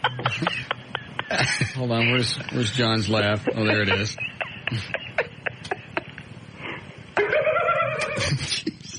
That's him. So we're talking about that, and he goes, hey, did you hear about the house 2 streets over? I went, no. He goes, not only is it selling for X amount of dollars, he goes, the rumor is they're moving out because of you. I don't know if he's hosing me or he's just being ugly or whatever, but that's what he said. He's probably just hosing you. Hold on a second. Let me write this down. You know what I bought my house for, did you? Pretty close. Approximately. This is what he said they're selling that house for. Wow. Yeah. Wow. Yeah. So Billy can, I think he should look at that one. Yes. You know that laugh of John's? Yes. It sounds like he should be saying wipe out after it, too. Yeah. Well, the traffic is brought to you by Home Depot and Expedia.com. On southbound 35, South RLT at Laurelland, a car broke down. They just moved it over to the right shoulder, but it's still slow. Northwest Highway at Shady Brook, there's a crash. It's on the westbound side. Wipe out. Oh, nobody else heard that, did they? Eastbound 114 at 121, there's an overturned car. And on Parker at Avenue K, there is a crash. But the rest of the freeways seem to have calmed down just a little bit. And this is also brought to you by Dodge and Pep Boys. Come into Pep Boys today and get free shock installation or up to $50 off strut installation. See store for details. Pep Boys, the car people. 9 Gale Lightfoot on Live 105.3 to Talk the Rocks, Texas. Thank you, Gailey. We have scattered storms. Going to be about 61 for the low, then strong storms tomorrow, only 68 for the high. Then I think clearing out for the weekend. Saturday looking pretty good. We are 66 degrees currently at Live 105.3 to Talk to the Rocks, Texas. Could you guys hear McNeil in here about 8-10 minutes ago during that last break? I could not. Could you, Eddie? I don't know who he was talking to. Oh, Mally, you heard it, didn't you? I don't know who he was talking to or what it was about because I was walking by. But he was mad enough at somebody. He threatened to shove a 4-piece dinette set in somebody's ass all the way up to the lamp cord. That's what came out of his mouth. Damn. Not a clue what it was about. I don't even know if it was station related. And he just came out of his mouth so fluidly. Like he'd thought about it before. Right. Like he had already picked out all the different pieces of furniture he was going to shove in that person's ass all the way up to the lamp cord. He was standing up screaming at his phone.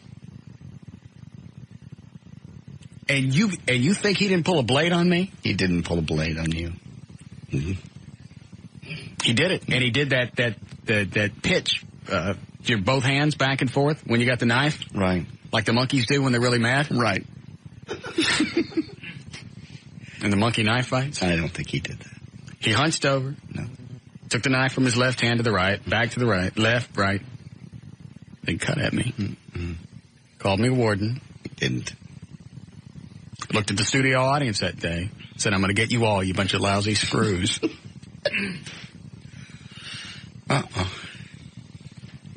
He was angry, but he didn't do that. Somebody did. God, I want to go ask him who the hell he was screaming at, but I'm scared. What? Oh, he's gone?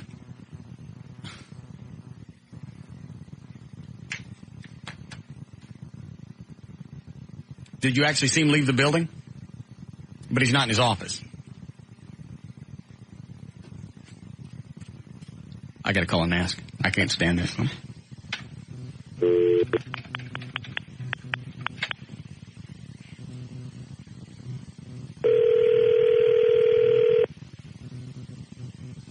Hello?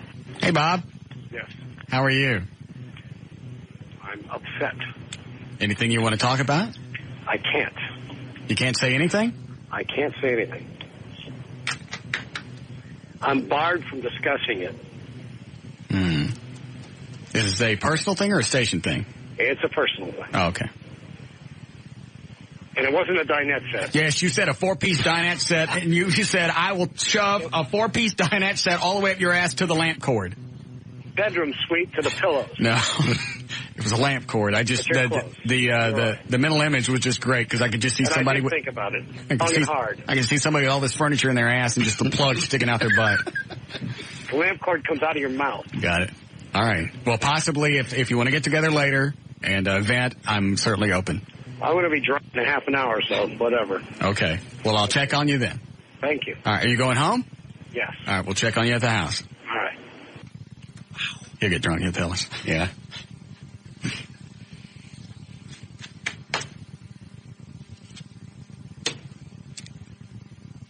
That scared me. Yeah. And who's banning him from talking about it? I don't know. I guess the person with the dinette in their ass.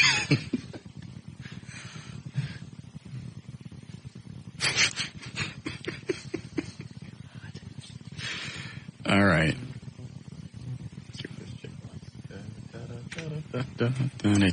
Hello, Mary. Hey, Russ. Yes, ma'am. I just had a question for you, actually. Yes, ma'am. I was listening last week when you were talking to some lady about her son's baseball team.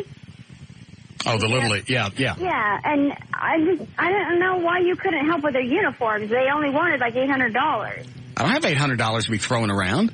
Yes, you've got, okay, all right, but you've got lots of money to be throwing around. You don't know how much money do I have to throw around? What's in my bank account right now? Okay, well, you have at least enough money to buy 3 different cars because you got one. Okay, that's my money for me and my house and my life. Yeah, of course it's your money, but if you've got money to just kind of blow on stuff like that. That's not blowing. Those are investments.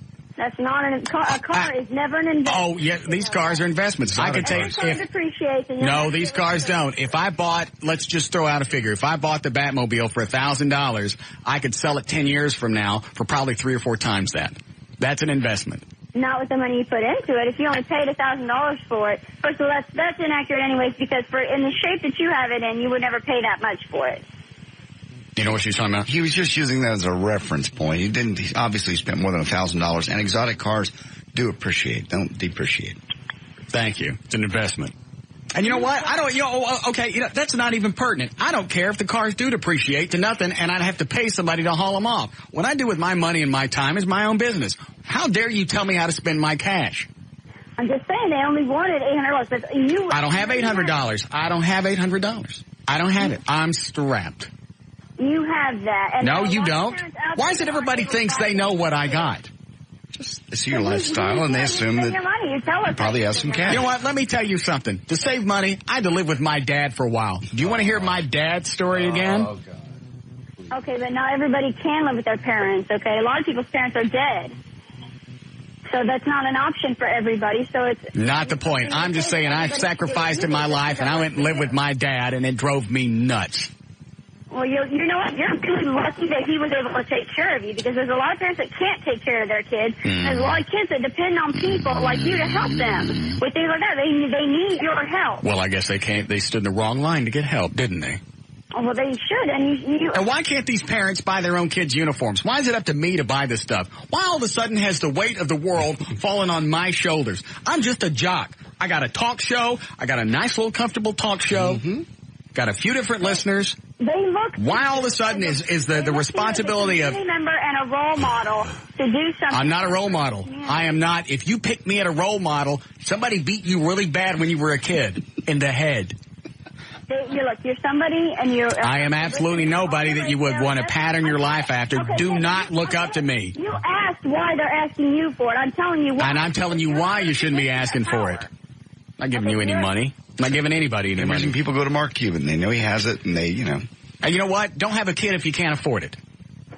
Well, I mean, like I said, everybody, chooses all kinds of things. So I'm just saying, if you can't give a child the life that he deserves, don't have it. It's not fair to the kid. Well, I mean, but there's a lot of people that don't mean to have kids. That's what I'm saying. Don't have it if you can't afford it. And don't come to me because you had something you can't afford. I love this argument. Well, okay. All right, look. Well, I have a Down syndrome child, okay? And I didn't choose for my child to be Down syndrome. Now, maybe I can afford to take care of a regular child, but my child has special needs now, so now I need help because I didn't pick this one. You got a special needs child because God didn't want you to have a good one. Hey. Okay, God didn't like you enough. He gave you a starter kid. Okay. Look, they look to you because you're on the radio, and when you're just an ass and you treat people like crap, even though, you know, supposedly try to help starter kid. But you pick and choose who you're going to help. You got the foundation for the firefighters and the police. We do stuff for retarded kids. I know. But she don't know that. No. That just makes you look like, well, I mean... I don't care what I look like. And obviously God doesn't love you. He couldn't even give you a good kid. Okay, you know what? Mm-hmm. You know, you're going to twist her off. That's mean. You know, like you're cursed or, you know, you did something bad in a past life. And things like that have absolutely no grounding. It's just something mean that you got to say because you can't think of anything else. And you don't have any excuse of why you're not a decent human being. I am a decent human being. I am a decent human being. No, you're not. Mm-hmm. No. If I were to have a kid, God would give me a good one. Okay, no, God made you. Oh, she started it. I know, but you're being mean. I know it. Luckily, people like you... I'll apologize. And there's a lot of guilt that goes with having retarded kids. I know that. That's why it takes a special parent. But I'm not going to tell her that, because then that'll make her feel better about herself, and then she'll jump all over me again. She don't need to know that. God picks special people to raise their retarded kids. Yeah, He does. You have to. I'm not being facetious. You think I'm going to tell her that? No, not a fat chance. Give it to them because you don't like to help anybody, because then you might look good. You still there? Yeah, I'm here. Okay. I don't know what you did in your previous life or before you had your kid, but now obviously you're being paid back because you got a snot slinger. Do anything, okay? What kind of person even says crap like that? Okay, what is that? Just a mean, nasty thing to say so you don't have to talk about the real issue? What is the real issue? Snot slinger mama? You refused to help them. All they needed was a little bit of help, and you know you could help them, and you don't want to. I don't want to. I can't help everybody that comes along. Would you like some money? Are you still there? All right, I didn't cut her off. Her phone went bad. I'm not going to tell her about parents of retarded kids. Cold, though. She started it. That's not the point. Yes, it is. She wasn't being personally mean to you. Yes, she was. She was not. She told me that she was telling me how to live my life and spend my money. It's not being personal. Yes, it is. How's that being ugly? I haven't decided. That's just mean-spirited.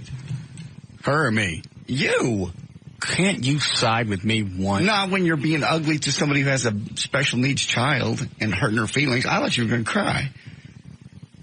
It's hard enough raising a kid with special needs. I know that. Anybody, and the guilt that goes along with it. You don't need anybody telling you deserve it. God doesn't like you. God don't like her. Yes, He does. You were right when you said it takes a very special person. It was, but I'm not going to tell her that. That just makes her feel better about herself, and she thinks she can call in and bitch at me. Oh, she's listening. Oh, yeah, I forgot. She don't deserve a good kid. You do not feel that way. Hello, Debbie. Hey, you know that woman is so full of crap. Mm-hmm. I'd like to see her come to my house and tell me how to spend my money. Yeah. See? And I have an uncle that's mentally retarded. Do I ask you to support him? No, he has a family. We take care of what we've got. You know, I make very little money right now because I lost my job, and this is full for her to tell you how to spend your money. Thank you. God bless you. How old is your uncle? He's 72. How retarded is he? Pretty bad. Well, I mean, did he work? He did for a little while, but he's in bad health now. He was about on a 4-year-old level. And he never got beyond that? No. Wow. Back in the old days, they just stuck him in a place and left him there. You know, that was a hose job back then because, you know, there's stuff they could do. And they're businesses, and I'm sorry, go ahead.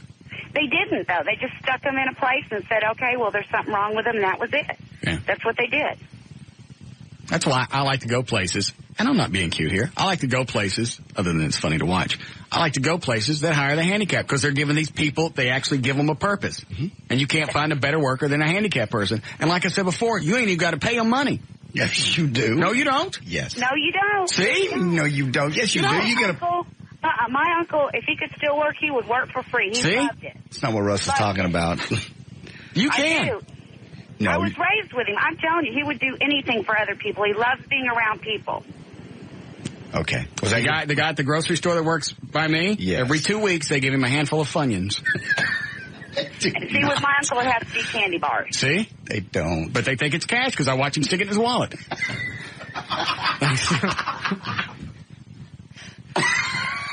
Jesus.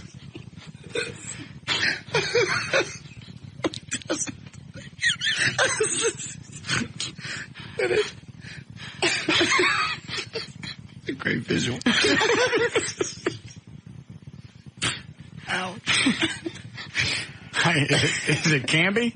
Yes. Yes, ma'am. I just wanted to say that I don't agree with that lady at all, that you should spend your money on what you want to do. It's your money, and you already give your money to, like, the firefighters, and I think that's more worthy than some kid's jersey.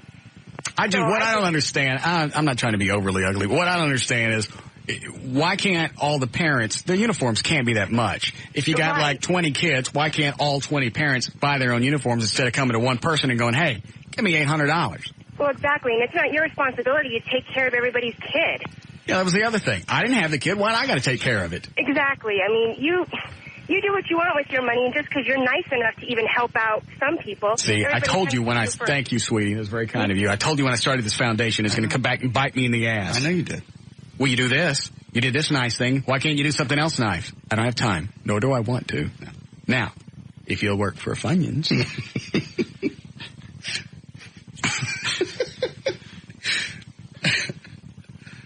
Then payday. Been walking down aisle 4 and he goes, they left the cash register open.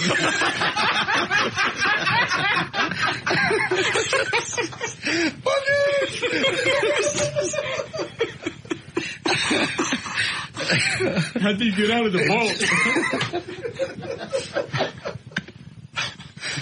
Oh. I'm sorry.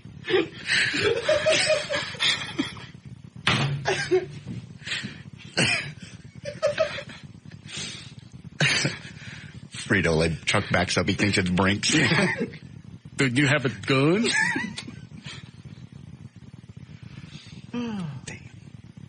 Is the guy on line 7 a communist nutbag, or is he calling the other chick a communist nutbag? The chick? Oh, all right.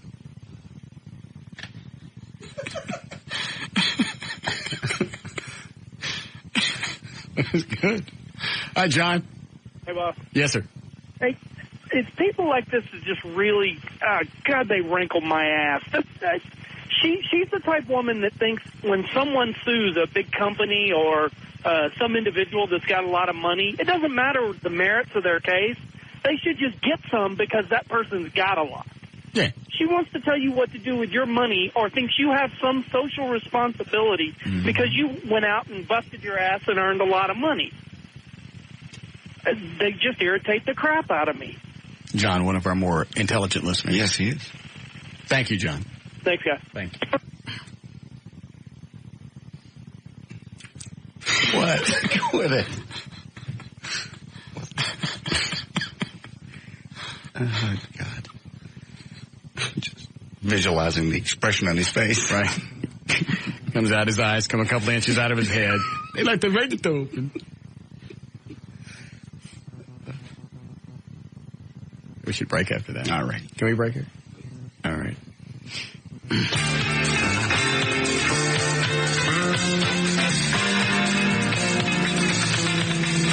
We'll be back with the Russ Martin Show.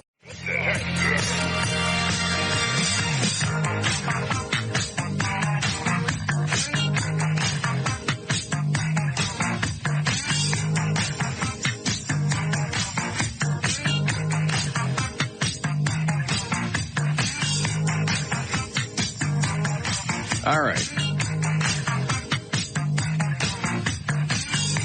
What we do news last? In about an hour. Is that when you started it? Yeah, we never really finished it. All right. Is that chick pissed?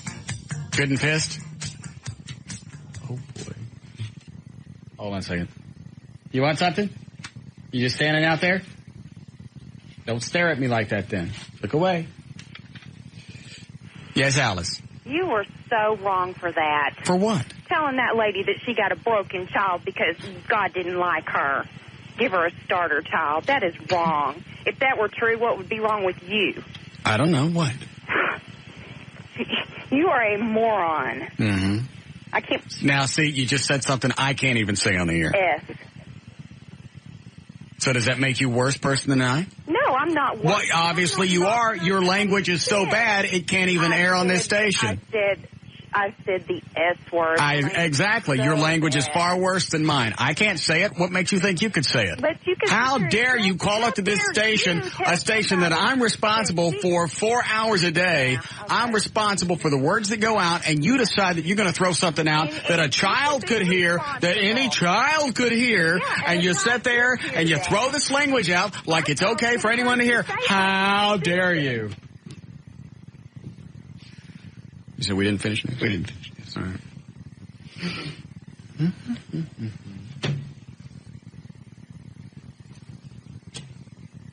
If she calls back, put her right through. Thank you. Fungus-covered rat twat. Damn. What? Nothing. Fungus-covered rat twat? That's what she is. All right. And she knows it. Yeah. All right, 536. J.D. Ryan's on Live 105.3 You're Russ, brought to us by Service King Collision Repair. You can come out and see Eddie from the Russ Martin Show. It's the North Central at Spring Creek, location in Plano, 11 to 1. That'll be on Wednesday. And he's got all kinds of cool stuff for you, including lunch from Hooters. Oh, I meant to bring this up earlier when that chick was talking about donations and stuff. Did I give anything to the VFW? Not that I'm aware of. I got a thing in the mail today. Thank you for your donation. And this came to my house address. Okay. Trey's staring in here like he's got information. What? I did what? You have something to the VFW. What? What? I can't hear you.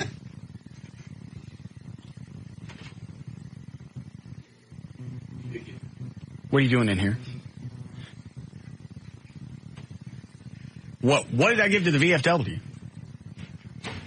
When you sent that money over to Valley View, when KRLD was out there, that was in coordination with the VFW, and they took some of those shirts and auctioned them off at the VFW. Oh. Why did they get my home address? I have no idea. It says, this card is a small token from the veterans of foreign wars of the United States. I thought it was a hose job at first because I've just talked about being a vet for so long. This card is a small token from the veterans of foreign wars of the United States Department of Texas. Say thank you for generous donation, blah, blah, blah. Len Gardner, stated adjutant quartermaster. Possibly the guy that was KRLD and they're part of the family. Maybe they got your address. They don't know what. They're not supposed to have my address. What? Was it on your check? No, that check's not right. Oh. Talking about my home address where I stay? Yeah. No. Oh, okay. The one on the check still goes to Las Colinas. You haven't lived there in 4 years. So? That's why I'm just wondering how it came to the house. All right, so that's where it came from the KRLD event. Yes. All right. Well, that explains that. What it doesn't explain is how they got my home address. I haven't the foggiest. Okay. Oh, fine. Out. Oh, is she back? Oh, good. Hello, fungus-covered rat twat. Yeah, when you don't have anything intelligent to say, you just hang up on people. I was done with you. You had no point. You were making no point. You were wasting my time. And not only were you wasting my time, you were wasting the valuable time of our listeners that choose this station amongst all other 35 stations in this market to listen to, thus making me number one. I have a responsibility to those people. Mm-hmm. Because you're a moron. You have nothing in So you're saying everybody that listens to this show is a moron as well? Excuse me? Excuse me? You're calling everyone that listens to this show a moron? Everyone that calls and agrees with you a moron. You think so you think that everybody listens to this show? Excuse me, ma'am, there's possible... Shut your ass! You don't get no dime!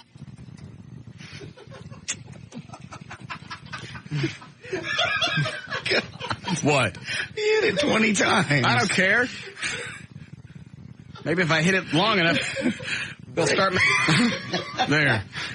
Reagan's back in office. Jesus. Reagan sits up in his bed and goes, hey, I remember that.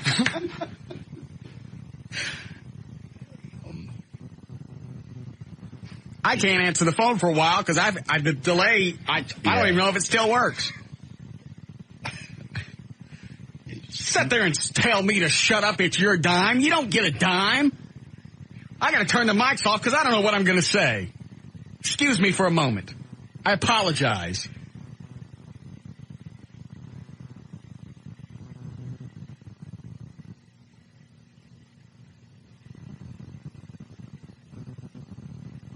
All right. I don't think it's ever been knocked down to 0, has it? I don't think so.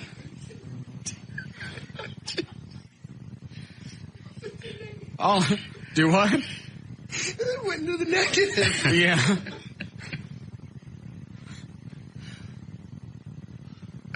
Damn. I'm hitting the delay like 150 different times. I just get this mental image of the flux capacitor going off. Yeah.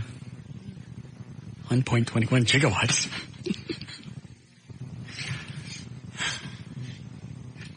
All right, the delay's back up to speed. I'm assuming that it still works. Let me check. Yeah, it's on. What do you want? I want to know why. Do you see what you made me do? Do you see what you made me do? You made me curse. Well. How dare you? Like, that's the first time that's ever happened. It's the first time it's happened with you. Yeah. All right, so now that we've calmed down and the delay's back up to speed, what do you want? I want to know why you think you're better than that woman that called in. Because I am. It's because you are. Right. What makes you better Watch, than her? this is going to be easy. Because I didn't have a retard. That'll do it. That is not a retarded child. She said she had a kid with Down syndrome. That is a physical defect. Okay. You cannot call this child a retard because it has a problem. This is just too easy. Yes, I can. That's why she had a special ed kid, because nobody loves her. You are just really the salt of the earth, aren't you? Yes, I am. I'm here for a reason. God put me here to spread his word. Oh, and you think that's the truth? It is. I think you got the word retard wrong. No, I don't. Yeah. No, I don't. You might look in the mirror, and then you will see a retard. Okay. Because you are so wrong for that. Mm-hmm. Uh-huh. Well, I'm sorry, but I'm not retarded. So obviously you've used the wrong in the word context as well. You think? Yes, ma'am. I don't know. I think you were wrong for that. I don't care if you think I'm wrong or not. Good. It's not up to you to judge me. Answer the phone? I didn't answer the phone. If you'll notice, you're not the first person. I'm not the first person. Nah, excuse me. If she calls back, put her on. You did answer the phone. No, I didn't. Yeah. These are exact arguments I have with girlfriends. I don't care. You're wrong, and that's what I call. Ma'am, I don't. Ma'am. Ma'am. Big people are talking. I don't care what you think. Good. Then you shouldn't have picked up the phone. I could do anything I want. My phone, my show. I don't care what you think. Good. I'm not the only one that thinks that way. Yes, you are. Oh, okay. We will see. What? We're going to see what? What are we going to see? We'll see. No, we're going to see how. You cannot go through. Ma'am, lady, please, Jesus Christ, just stick with the point for a second. Talking to people the way you God! I'm hitting the delay anyway. First of all, how about if you stick with 1 point for a second, all right? And follow it through. Shut up. Shut up. All of it. Shut all of it up. Shut up. How dare you scream at me? And you're not my... Shut up. I don't have to listen. Yes, you do. No, yes, you do. No. Yes, you do. I don't know who you think you are. I know exactly who I am. Russ Martin, big woo. Obviously, it's a big deal. A lot of weight with everybody. It does with me. Yeah, with you. Isn't it amazing that I'm happy with myself and you're not happy with yourself, so you're going to try and straighten somebody else out because you can't straighten out your own life? No, you are wrong. Yes, ma'am. You talk to her. No, I'm not. Yes, you are. Am I still employed? Am I still employed? You are. Do I still have a job? Am I still on the air? That is not up to me. If it were, you wouldn't be. Well, then get me fired. Okay, that's fine. You got a deal. When are you going to do that? You got a deal. Will you do it tomorrow? You got a deal. What are you going to do? What are you going to do? You just don't worry about it. What are you going to do? You're a big woman. You're running your mouth. Just tell me what you're going to do. Excuse me? Everybody can throw out little idle threats. Do something. What are you going to do? What are you going to do? You don't have. What are you going to do? Lady, answer the question. What are you going to do? What are you going to do? What are you going to do? You just don't worry about about it. What are you going to do? You will find What are you going to do? Because you are wrong. What are you going to do? And all you do is sit there and talk trash to people all the time. I can't believe people even listen to you. Well, who cares? Why are you listening? The only reason I did. Why are you listening? Radio was on that station. Yeah, that's right. It just happened to stop at 105.3 at 3 o'clock in the afternoon. What a stinking amazing. Hey, let me ask you something. Sweetie Pants, listen, would you like to talk to my boss? Yeah. Would you really? Sure. Oh, good. Because Bob's been drinking. Bob, telephone. Hello? Hello? I want to be on the air. You don't? No. Lady, you called in, so you have to be on the air. No. You don't have that choice. Yes, I do have a choice. No, you don't. No, you don't. You don't have that choice. No, I do have a choice. No, you don't. Lady, this is going to be the only chance you get to talk to the boss. I take it right now before he has another half pint. Whatever. I'm not talking to him on the air. Okay. Well, this is your one chance. Either take it now or I don't. don't even believe that this is the boss anyway. Bob McNeil. Everybody knows his voice. That's fine. I'll send him an email. What are you going to do? What's going to be in the email? How are you going to get him fired? You can read it. How are you going to get me fired, Sweetie Pants? You can read it. How are you going to get me fired? Don't call me Sweetie Pants. How are you going to get me fired? Who are you? How are you going to get me fired? No. Yes. Don't call me Sweetie Pants. Sweetie Pants. Sweetie Pants, how are you going to get him fired? Y'all all suck. Yeah, that's a good one. That's a good one. Yeah. Okay, Russ is fired because we all suck. Yeah. Oh, yeah. Okay, that's lady, a good reason to fire. Lady, this station doesn't have a complaint department. I don't know if you figured that out or not, but we don't have one. You don't think so? No, we don't. Okay. I bet you I'll find one. I bet we don't. Okay. Hey, you know what? Would you like me to go to the GM? I'd probably find him right now. Bob, hand the phone to Dave. I'm bored with her. That was a good one. It's just, God, I was one of those chicks that you wanted. Strangle. Yeah. It's like, get to the point. I've dated women just like that. It's like, all right, throw something out, at least get to the end of the sentence. Let's see where you're going to go with that. But they won't. Mm-mm. I'll handle it. What are you going to do? I'll handle it. What are you going to do? I'll show you. You'll find out. Oh, my head. See, you can never let these phones be disconnected. Where could you have this much fun? Yeah. Nothing like bitching at a customer. Yeah. I'm going to get you fired. And then the boss calls in, and he's worse than I am. And he's been drinking. That was the best part about it. Let me talk to your boss. He's in rehab. Now's not a good time. How are you doing, Eddie? All right. Hello? Hi, Amy. Hi, Russ. God, I was hoping you'd pick up the phone soon. Oh, I want to whip that bitch, you-know-what. Yes. But, Yeah. oh, my God. Well, the good thing was you got to hear everything on hold because the hold is pre-delay. Yeah, but they're such whiners. I understand. Oh, God, I'm glad I have boys and not girls. I never thought about I just that. want to, you know what I want you to do? I want you to set up a boxing ring and let me get in there with their little, both of them. She'll never show up. She's just a little abstract voice, a little bodiless voice on the phone. Wanting to call up a radio station thinking that she's all right when she's not. Mm-hmm.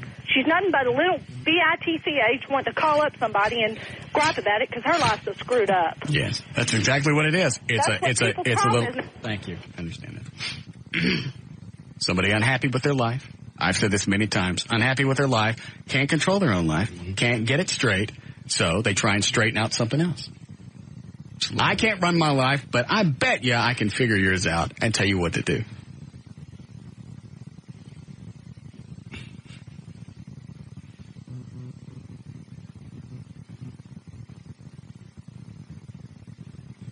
Trying to decide if I want to talk to her again, because you know she'll go back. Oh, yes.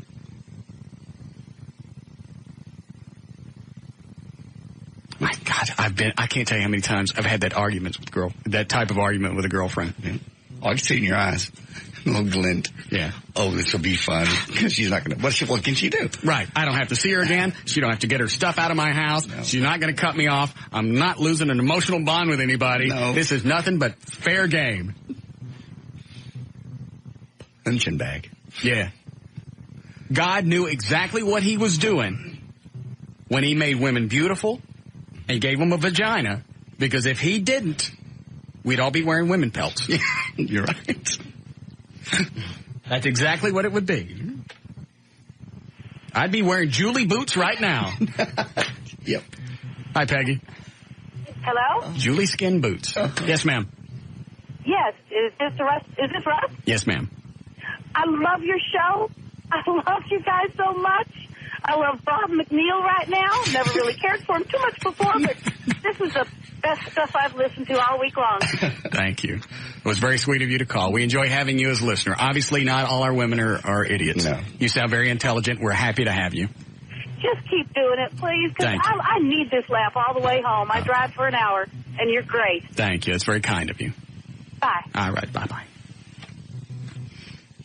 All right. Somebody remind me, whether it's a listener or somebody in the studio, check on Bob in about 25 minutes. Okay.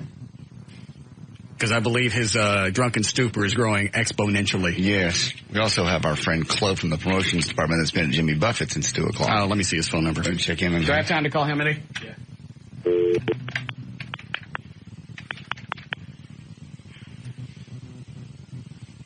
Are we going to Jimmy Buffett? Yes. Okay. He's got 2 tickets. I'm sorry. You didn't get one for Trey? No. You can Trey go. Hello. Closella. Hey, what's up? Run the air. Who? JD? Yes, JD. Hey, what's up, man? Hey, could you get me an extra ticket for Trey? You know, I can, dude. I got 1 pair of tickets. That's all I got. I got 2. I got 2 tickets. That's all I got, dude. How many? 1. I got 2 tickets. That's it. That's all I can get. How's the concert so far? Concert's going great. It's going real good. He's on stage till about 8. Yeah, I understand that. But in his head right now. Right now. Yeah, Santana's opening up for him right now. I got 2 tickets in the VIP box. I got really good tickets, but all I could get was 2. I tried to get 3, but all slow down. How many did you get? I got 2. 2 tickets. That's all I got. I tried to get 3 so bad. I really did. But I got 2 really good tickets, though. All right. And where are they? They're in the VIP box. Okay. Where is that? That's in Smirnoff, right there, dude. It's like in the VIP box. You know what I'm saying? Yeah. And you got 3? I got 2. I was trying for 3 really bad. I swear. I tried for 3. I tried for 3. All I got is 2. All right. Well, great. Then JD and Trey and I will be there. I'll try to get another one. But you got 3 now, right? I promise. I'm trying to get 3. All right. All right. We'll be back with the Russ Martin Show.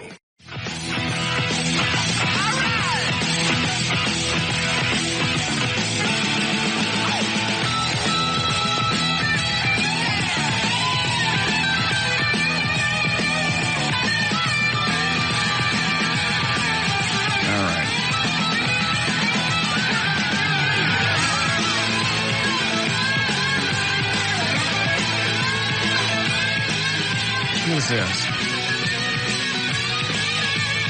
Trey wrote questions for Cuban. Did he say he was going to give me the $50,000? Not that I've heard. I think that would be something he would have told you. Base to Space Spook, come on. What?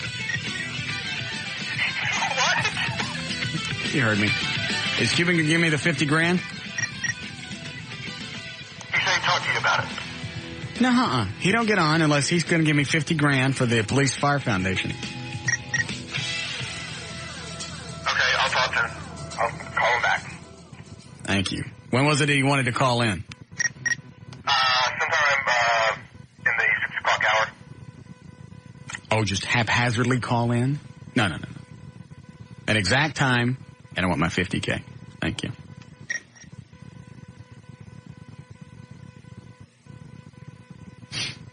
All right. Yes, Chase? Hey, you gonna call back Bob McNeil and see we'll see what he's all pissed at? I don't think he's drunk enough. We'll give him another 20 minutes. Just remind me. I'll get busy and forget.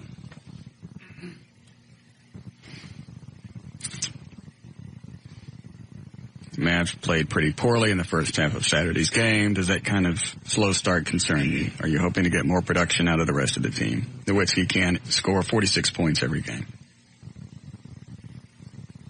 Who's Nowitzki? It's that big, goopy-looking guy on their team. What does he play? Clue, couldn't help you.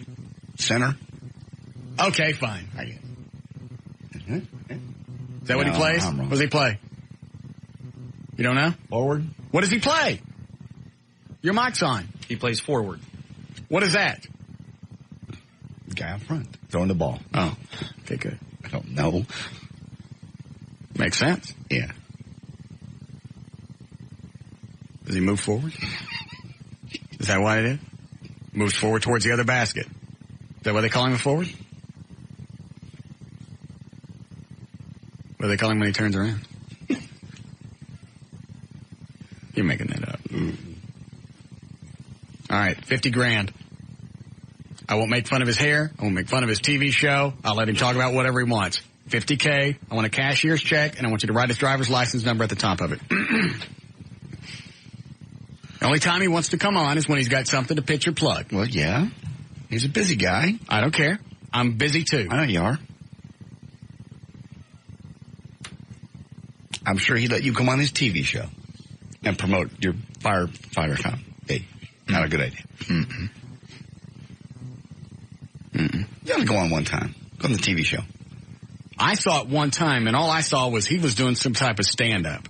And that's all I saw. I didn't watch the rest of it. Is there anything else? I've seen Tom Arnold drop in from time to time when he's in town. He brings sports celebrities in. They go out on the street. They do man on the street stuff with that Katie chick that used to be around here. From the Ron and Don show? She's on it. Like on a regular basis, she's on it. Why didn't you get back with the Ron and Don show? That's certainly a show you would want to hitch your wagon to, now that they got blown out in Seattle. Yes. I think she wants to stay here. Why? It's the Ron and Don show. I'm aware. I believe it's the same show that she said in my house after a party. Russ Martin Show's on the way down. Ron and Don Show's on the way up. Yeah. That's when I stopped talking to her. Mm-hmm. More.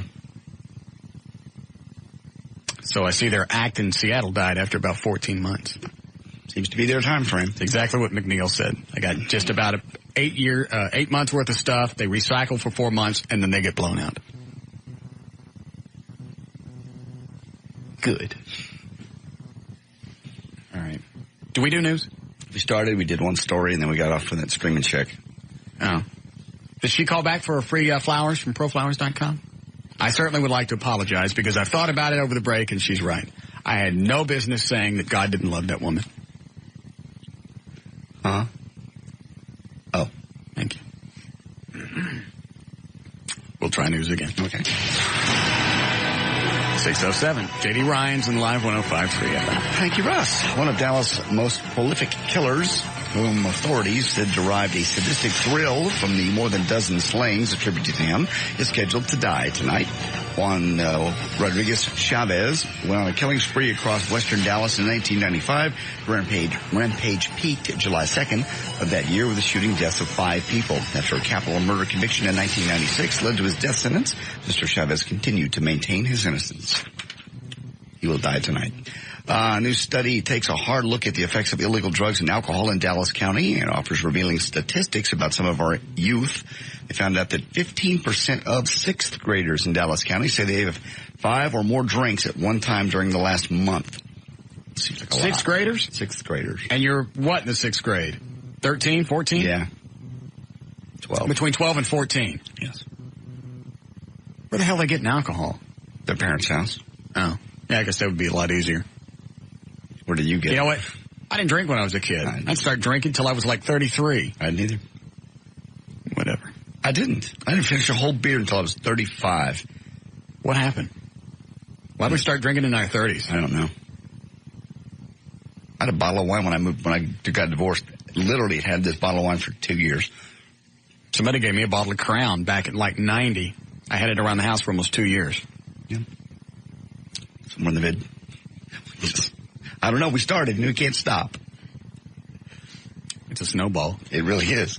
I started with wine. So did you. Start with wine coolers until I figured out how much sugar was in them. Then I learned to like beer. Now I can't stand beer again. Right. So I'm just with vodka.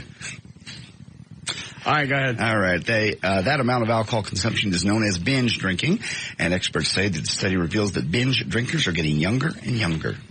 Wait a minute. How many drinks This is the study that says 15% of 6th graders. Now, how many drinks make it a binge? Have 5 or more drinks at one time during the last month.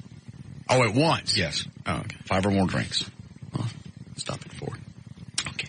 Some members of, you would think at some point the Catholic Church would get this, but some members of the Franciscan Sisters of Illinois have gone into the massage business. Why? So they can minister both to the body and the spirit. Yeah, that's a good idea. Laying hands on people again. Mm-hmm. Some see it as a natural extension of nursing. Massage it. Massage the Jesus.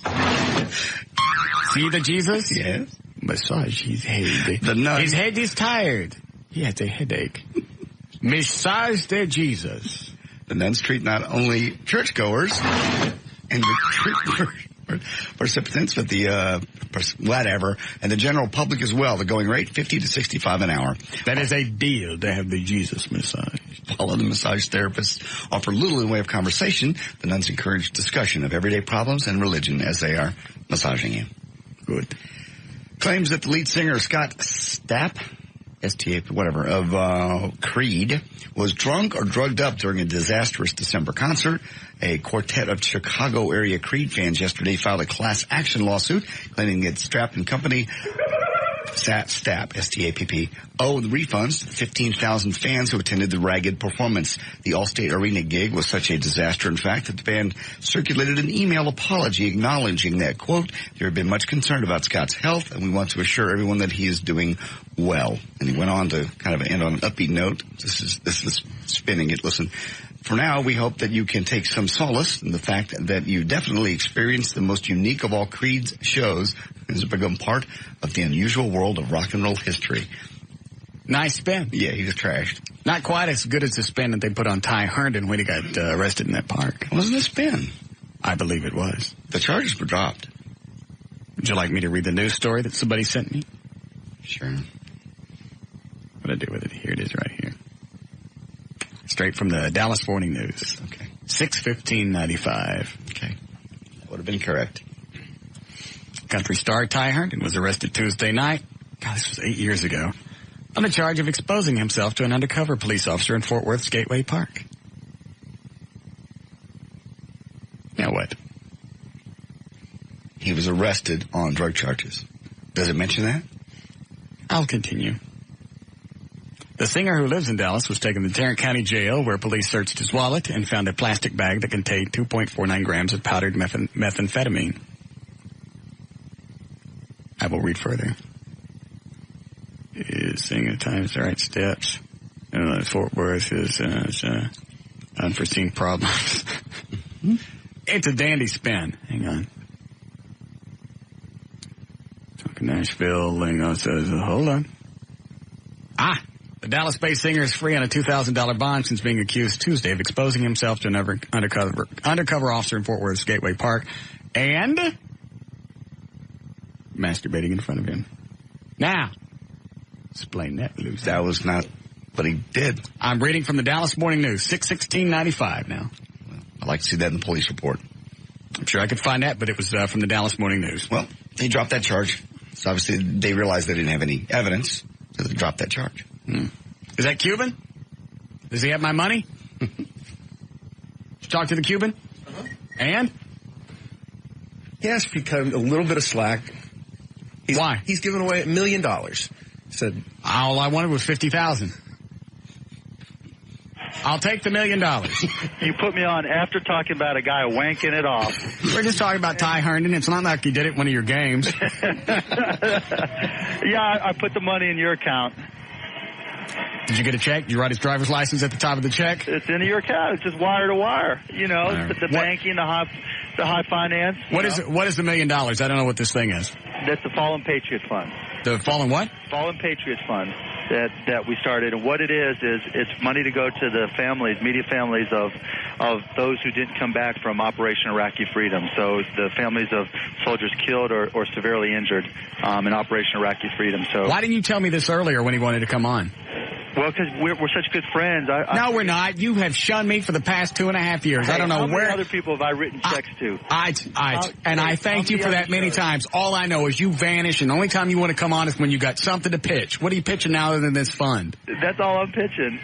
That's all I'm pitching, and just wanting to hang with Russ. You never invite me out. You get topless women out there, and you never invite me out anymore. You just don't love me anymore. First of all, you're married. Aren't you married now? That's why I need the help. Oh. How do people donate to this fund? Go to fallenpatriotfund.org. Oh, I didn't know there's a website. Yeah, fallenpatriotfund.org, or you can go to any Bank of America. And what do you do when you go to the bank? You just say, hey, I want to donate to the Fallen Patriot Fund. There should be little slips at all the teller windows, and just tell them, you want to deposit, and 100% of the money goes to the families of soldiers not coming home. And, we're helping folks. There was one guy who, his wife was pregnant with twins, and he didn't come back, and, they needed help. There was another family that just had the twins are 8 weeks old. I mean, it's scary how sad the stories are, and the government basically doesn't give them anything. And so, we just wanted to step in and try to help. And, I'm putting in $1 million, and hopefully, if you give $5, $10, ask your friends to do the same, and we can really make a difference. So you guys don't take out anything for administrative costs? Not a penny. Not a penny. I cover all those costs separately. We try to do it right, like Russ Martin does. Well, I have some questions I prepared for you, even though I don't have my $50,000. The Mavs played pretty poorly in the first half of Saturday's game. Uh-huh. Does that kind of slow start concern you? Where the hell did you get these questions? Trey wrote them for him. Shut up. No, because we played better in the second half. Are you hoping to get more production out of the rest of the team? Yeah, we are. Because Nowitzki can't score 46 points. Are these questions from your women that you translated to basketball talk? Or no. I'm just asking questions. I'm talking sports. Get off my back. I didn't say nothing about your dumbass haircut or your TV show. Right. Is your show still on? No, we're finished for the season. We'll be back next year. You going to come on the show? You never wanted to before. You just nail me all the time on it. I don't do anything. I promote it. I know, but you nail me on it all the time. Well, when is it going to be on? We probably won't start back till next season. Well, I mean, was it Saturday night? Saturday night, yeah. At what time? Typically 11. Do you tape it or is it live? It's live. Well, no, it's taped. Oh, good. It's taped, yeah. It's live to tape. When do you tape it? Usually we'll pick a Tuesday or Thursday when we have a game, and we'll tape it before the game up at the American Airlines Center. Oh, see, I could never make it anyway because we're on the air. Yeah. Well, but we would adjust. I'd come and do a special interview with you, and we'd just come out and do it in the studio and tape something there. See? He's coming back only when he wants something. No. Now it's to promote his TV show.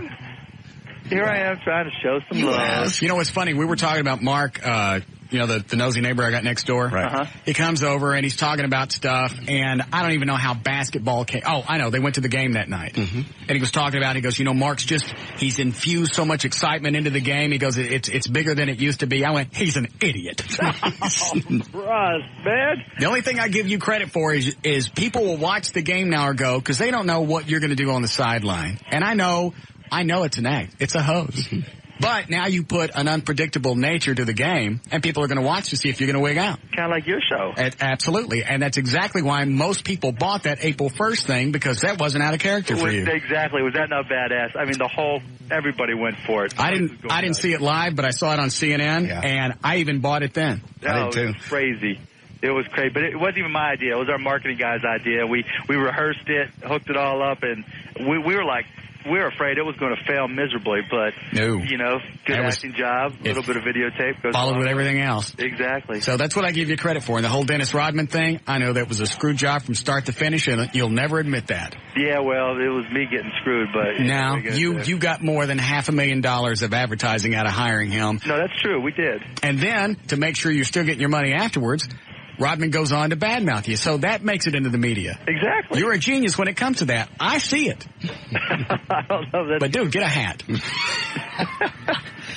Hang on, let me see what other questions I have for you. One moment. No, I'm afraid. Go ahead. Are you worried that they're going to be the Mavericks will be a little rusty after having 3 days off? Nah, because both teams are the same boat. Well, that was a stupid question then. How come you don't sit with your wife during the games? Because I get too crazy. She doesn't like it. Oh, yeah. Somebody said you absolutely launched in game one. Yeah. At the end. He just went straight up. He said, I swear to God, he must have gone 15 feet in the air. What'd you jump up for? Excited. Just because we won. Oh. Big game. Let me see what else I have for you. Who cuts your hair? My mom. Does she really? No. You think for $1 billion you could buy a better Flowbee? I'm just reading what Trey wrote. No, Trey didn't write that one. Sorry, Mark.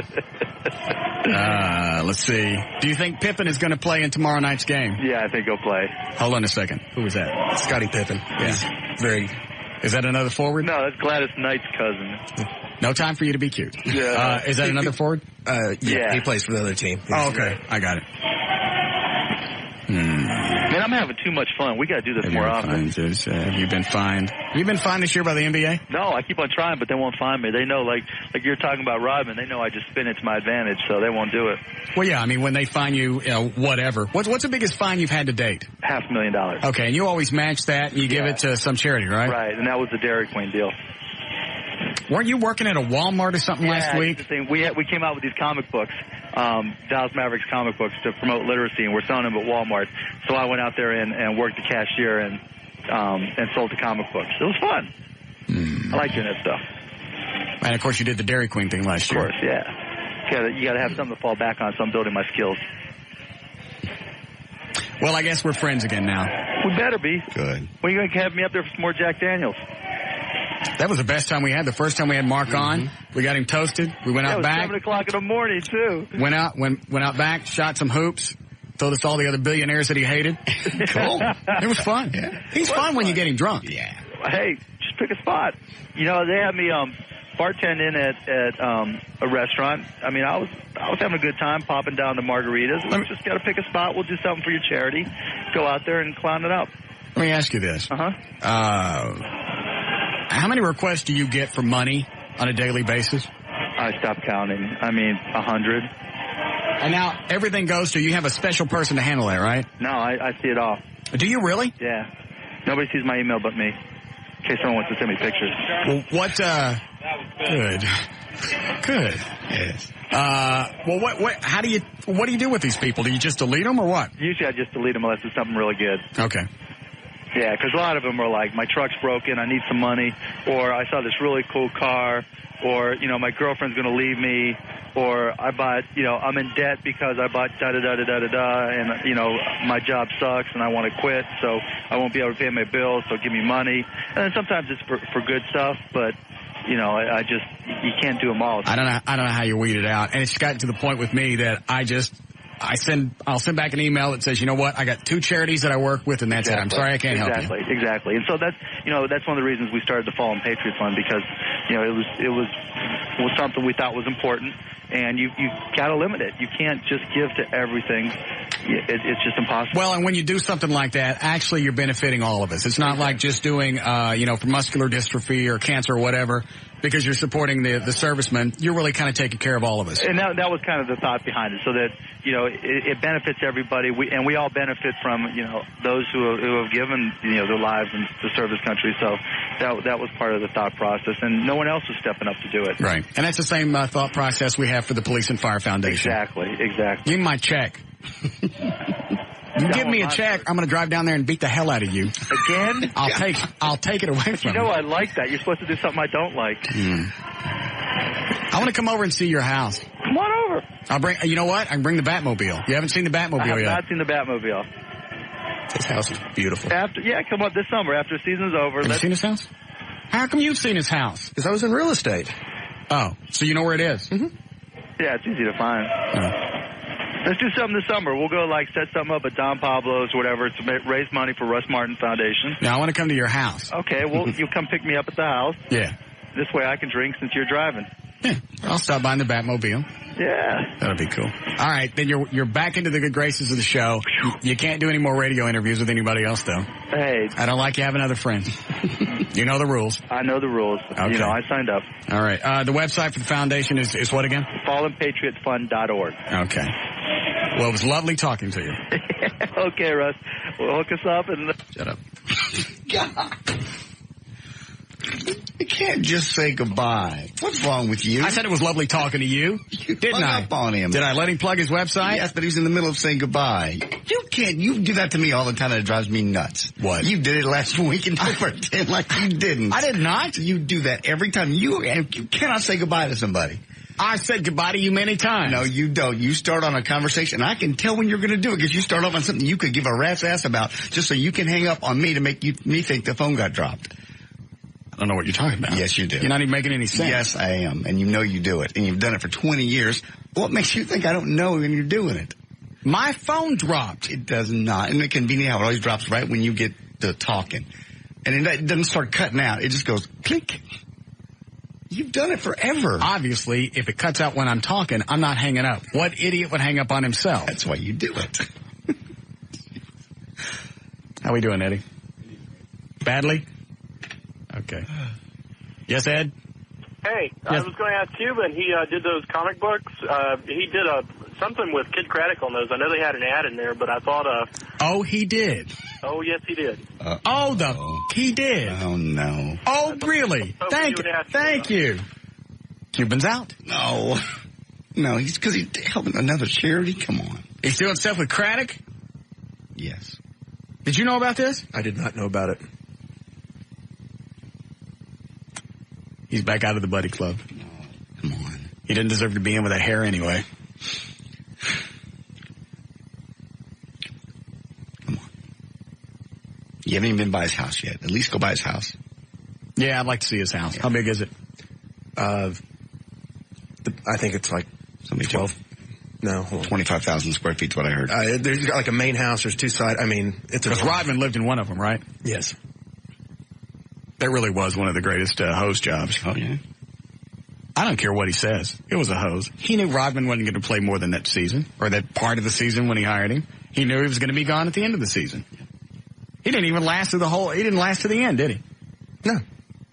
Got all that media, got more than $500,000 in advertisement, and then, just to make sure he got a little bump after that, they have Rodman bagging on Cuban. It was genius. It was. And everybody bought it. Not me. But all the sports writers, all the TV stations, everybody bought it.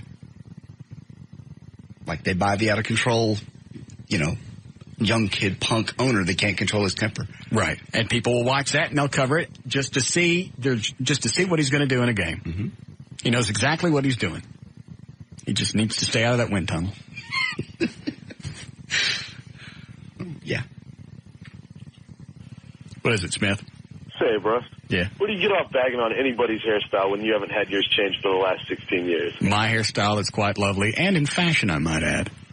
And you know what? If I had $1 billion, it would look better. Mullet. I don't have it. Mullet what? Mullet. It's a mullet. No, it's not. It's a mullet. It's not. It's long in the back, short in the front. No, it's not. It's a mullet. It's not. It's a mullet. You're losing. I'm not. Yes, you are. It's a mullet. You've now lost the argument. I'm sorry it had to end this way. Mullet. Mullet. Not. Mullet. It's not. Mullet. It's not. Mullet. It ain't. Right? You shut up. Bitch. Whore.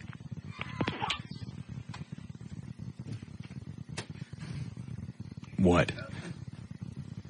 42-year-old man. It is not. It is? It's not. He started it.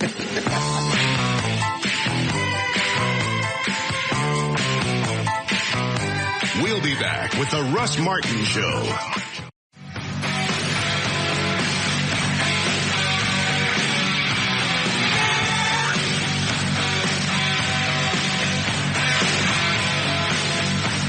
.635, J.D. Ryan is here, Dan O'Malley, Eddie Boyd, Gail Lightfoot, Trey Trenholm.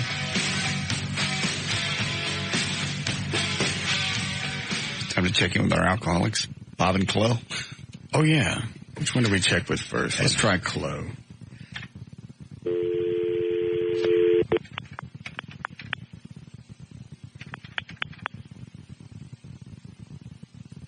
Why don't you just take Trey with you?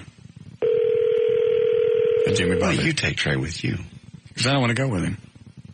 You're the one that wanted to go to Jimmy Buffett. Yeah? What? Hello? Hello? Hey! What's going on? How's the Jimmy Buffett? How's the party? The party? It's going great. We're about to go inside and enjoy the concert. Oh, now he's hosing us. Yeah. You're not that drunk, are you? No. I'm feeling pretty damn good. About to go inside and enjoy the show. What time does the show start?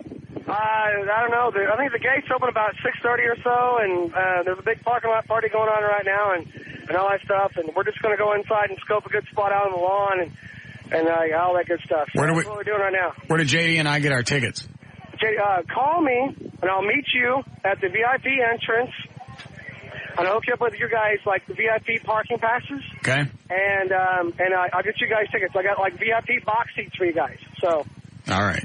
All right. Well, then get there, and I just if I don't answer the first time, call me again. Got it. I'll pick up and I'll be out. What are you going to ask him? He's going to shut up. How do we get into the VIP parking without the passes? Yeah. No, I'll meet you guys at the VIP parking front thing there. You know the VIP deal. Out by the street. In the street, yeah. I'll run out the street and meet you guys. Okay. All right, then we'll see you in about an hour. All right. Okay. All right, go yeah. Now we'll check with Bob. Mm-hmm.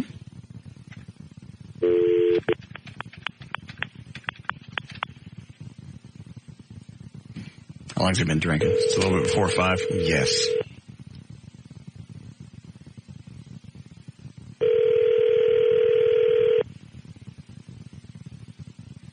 Hello? Hi, Bob. Yeah. What are you doing? Oh, hold on. Drop the phone.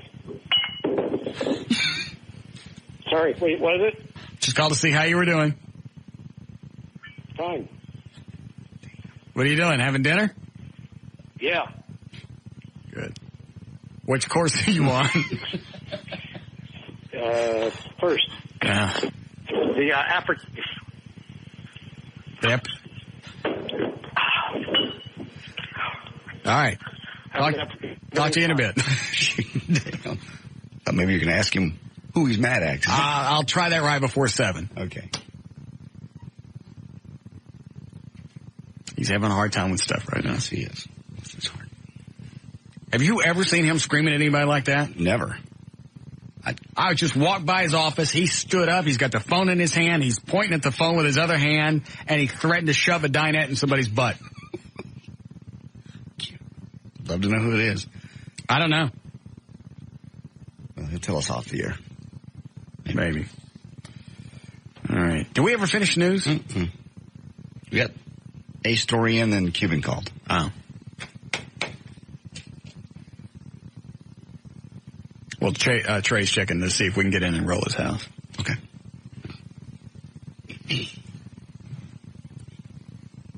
Did Trey say anything else about the lawsuit with Joe Kelly? No, he did not. Check with him.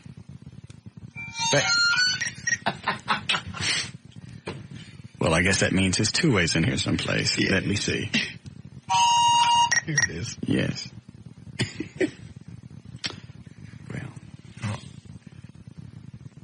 I know, I'll call him.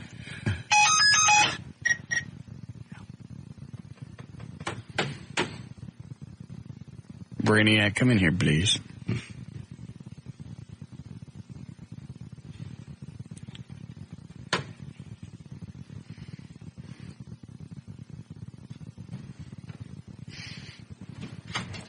Did you hear from the attorney about the lawsuit against Joe Kelly? No, he's still doing some research. What's the research? We know that we were in one of her porns. Right. She did it without our permission. Right. The porns have been out for a couple of years from what we know. What's he checking on? To say it on the air, I really can't say it on the air because it's sort of the whole strategy behind how he's going to do this. Tell me really quick.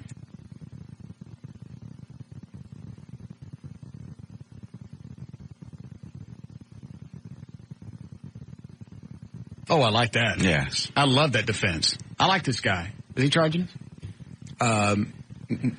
Yes. I mean, in the end, yes, it's going to cost. Well, I understand that. Does he want anything up front? He hadn't mentioned anything. Well, that doesn't mean anything. The agent that I hired like 4 years ago didn't mention anything, and $3,600 later, I got nothing but a check. Right. Or a bill that I had to pay off.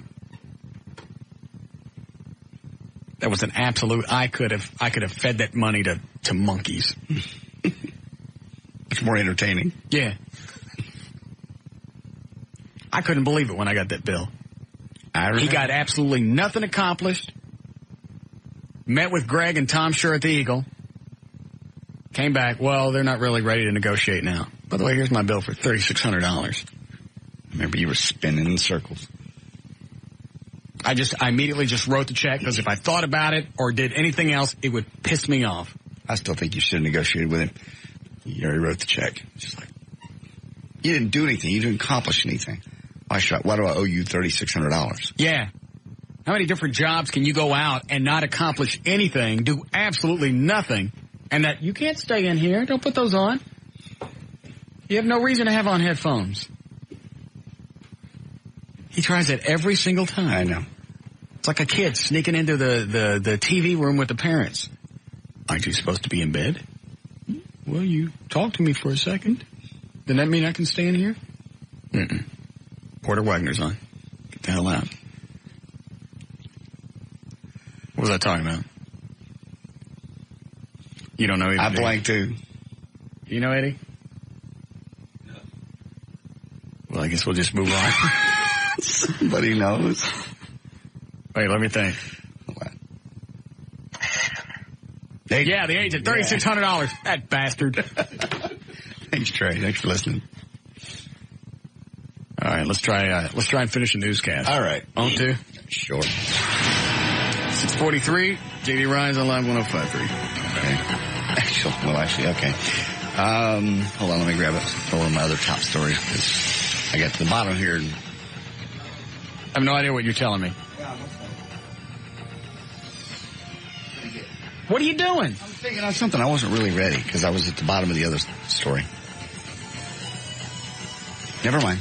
We'll start with this. Comedian Rodney Dangerfield released from the hospital yesterday, nearly 2 weeks after undergoing brain surgery to increase the blood flow for another upcoming operation. The 81-year-old comic, is he on your list? I don't know who's got him. I think I got him. Okay. Plan to continue his recovery at home in preparation for heart valve replacement surgery in nearly 2 months.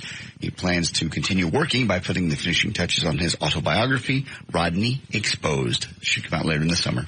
I hear that Luther Vandross is not better. That's what I hear also. Whew. That's 48 points if he buys it. Yeah. He's 52. Yeah. Did he have a stroke? Yes, he did. Yeah. Once they get you stabilized from the stroke, there's damage, but you don't necessarily always die. He'll probably kill himself, though. Because if he had a Kirk Douglas-type stroke, he'll never be able to sing again. It's true. Unless he's singing nursery rhymes. If you're having trouble finding a job, you could try padding your resume, talking yourself up to your employers, or you could just admit that you suck. It worked for a 30-year-old care worker, Angelika Wedberg of Sweden. She took an ad out in the local paper, which read, quote, I want a well-paid job. I have no imagination. I'm antisocial, uncreative, and untalented. The next day, her phone was ringing off the hook with job offers. She got an interview this week for an office job that pays 30% more than her current gig.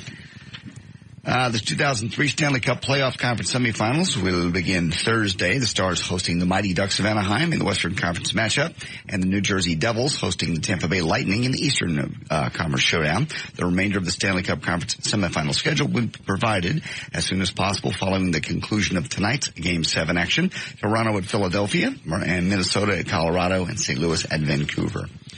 And we have no pity for the 90% of... Oh, jeez, again...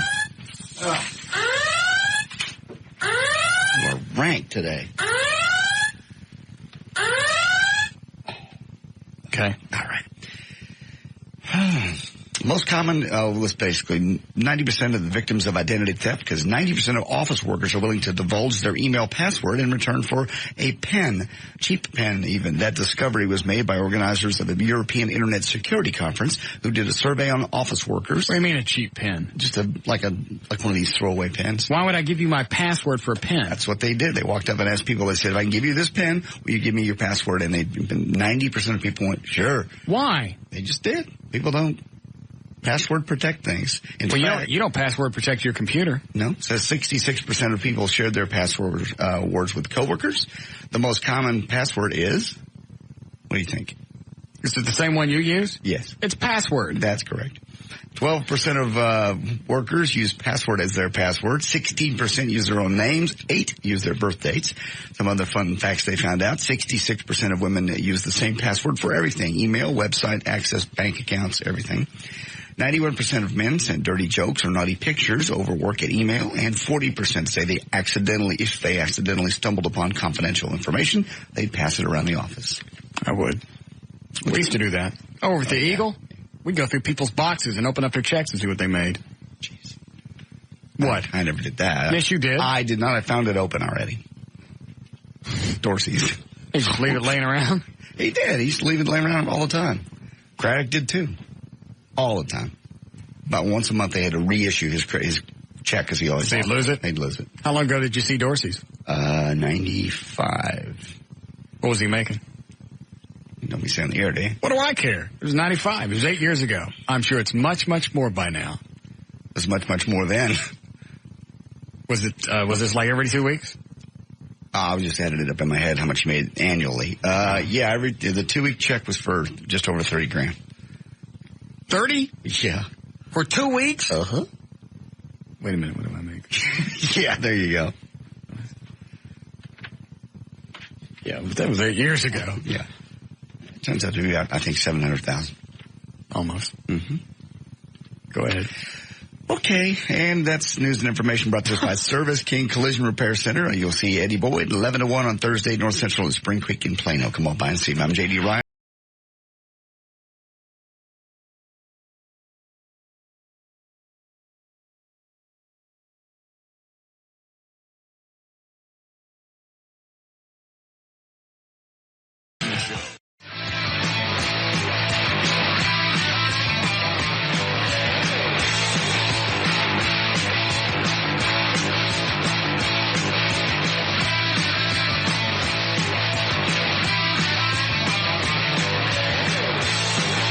So what makes me wrong? It's just wrong.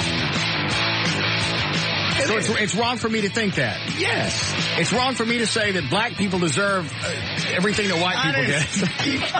Totally twisted that on me, you bastard. God. You're a sick person sometimes. I know it. Sometimes we'll come out of a break and I'll just throw something out and see if JD will follow along. Thought I would just take in that direction. See what you did. That was a good one. Thank you very much. Yes. No. Absolutely, you're wrong.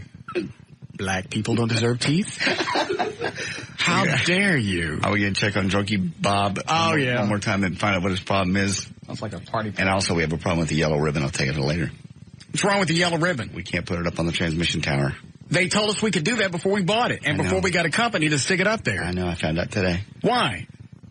You want me to tell you now real quick? I'll give you the short version. Tell me why I'm calling Drunky Bob. Jay's afraid if it comes off, if it falls, if it twists, any way, shape, or form, this is our only link to Cedar Hill, which is our transmitter. And we'll knock 2 stations off the air for days, just for a little patriotic thing. For a little patriotic thing. That's a big deal. Hi, Bob. Hello. How you feeling? I'm good. You don't sound happy, Bob. What's the matter? Well, you know, you could take that yellow ribbon and just tie it around anything you can find, okay?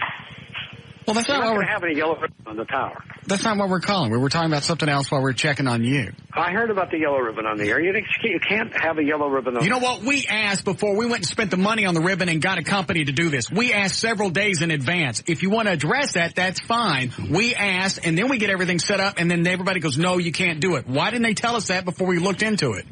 Because we're stupid. Okay.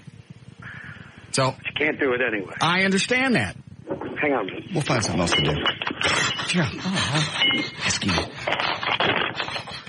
God. The engineering won't let us do it. I understand, and I'm fine with that. It's it. They got a valid point. I wish they had said something before we threw the money. I wish I knew. Yeah, me too. I said, they said you can't climb the tower. I said, okay, they got a cherry picker. They said, okay, well, even if it's a cherry picker, the thing is going to flap and knock the antennas. And I'm like, well, fine. Why didn't you think of that last week?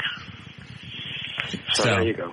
You want to tell us who you were screaming at earlier on the phone? Yes, I do. You do want to tell us? Yes. Who was it? But I can't. Oh, damn. I can't. I really can't.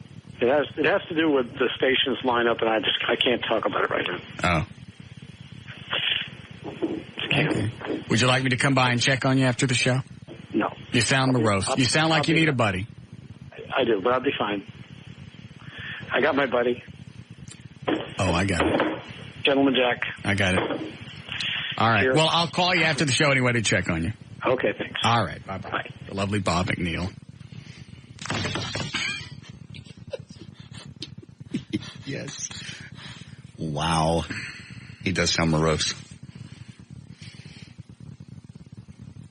I don't know what he's worried about the lineup. We got a dandy lineup.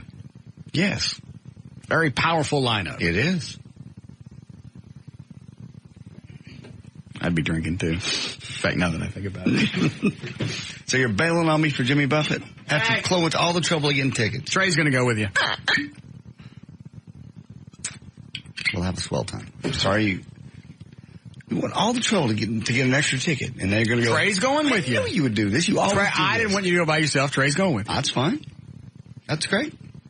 You guys will have a lovely time. It'll be a wonderful time, but the point is you always do this. You want to go, you want to go, you want to go. Everybody throws everything, all caution to the wind to get you tickets, get you Do you want to go? Do you want me to go? No, I'll go. You got other plans. I'll go. No? I'll forget the thing I got to take somebody to go get their car. Just forget about it. Okay. But everybody stops the world. We get limos and everything else, and then you go, Nothing's going unused. Trey's going to use it. Okay. You can ride in the limo with Trey to Smirnoff. We'll take our own cars. That way, when we're ready to go, we can go. But George is on his way to pick you guys up. Well, then he needs to be canceled. Because I'm driving my own truck. I expected to drive my own vehicle so I could leave. All right, fine. Sorry, you're going to be that way about it. I'm not being anyway. I just want to go to Buffett. You're the one that said you wanted to go. And then Chloe. All right, so I'm wrong. For what? No, I'm just asking. No, so I'm wrong. I'm following into that again. All right. Well, it's 7 o'clock. We have to go. All right. Wait a minute. Yes, Chris? Hello? Yes, sir. Oh, I was going to let you know that Mary Sweetie Pants was on TV. We can see her on Channel 11 right now. Okay. Yeah. All right, thanks. Oh. Yeah, we've got the TV on in here. Looks like the Kennedy-Nixon debates, where, Laura looks really good, and Mary Potts looks exactly like Kennedy. I mean, Nixon. Just like Richard Nixon. Not really good to have them on TV at the same time. I don't think so. Should have done it on radio. Mary Potts would be a wonderful mayor if she wins. I told Trey to check on one thing. If she's going to be all over the strip clubs, just like Sweetie Pants is, I'm not supporting either one of them. They waste too much time and trouble on crap that has no bearing on anything else. I totally agree. All the problems we got in town, why is that an issue? It's like there's some guy, I can't even think about it. I tried to look it up on the internet earlier. Some guy is pissed off the gay groups because of something he said about a court decision on butt banging in Texas. Anybody know what it is? The senator? Yeah, was that him? Yes. What did he say? He compared homosexuality to incest. I don't know exactly word for word what he said, but I know he's in a lot of trouble. He said something stupid like, if we make it consensual for homosexuals to have, basically butt sex, then you're also entitled to incest and a bunch of other stuff. Exactly. It was just a ludicrous comment. Of all the things that we have to worry about, and I keep saying this over and over because I'm just stunned, of all the things to worry about, murders, rapes, things going on in the Middle East, I hear there's something happening over there. I've seen pictures. Big deal. Yeah. They're worried about gay people ramming each other in the butt. It's true. I mean, just say it. What do you care what goes on between two people? As long as one of them looks at the other and goes, hey, I'm going to stick this in there. And the other one goes, okay. What do you care? Or a woman taking off her top and dancing for you. Why do you care? Did I tell you could come in here? What is this? Oh, he has it. Thank you. Very good. You can stay. This is the position I got from Mary Potts' people. Yes? Not a fan of them, but not a priority. She says there's a lot other things, bigger problems in the city than that. If that's really her stance, I'm okay with that. What goes on in a topless bar, who cares?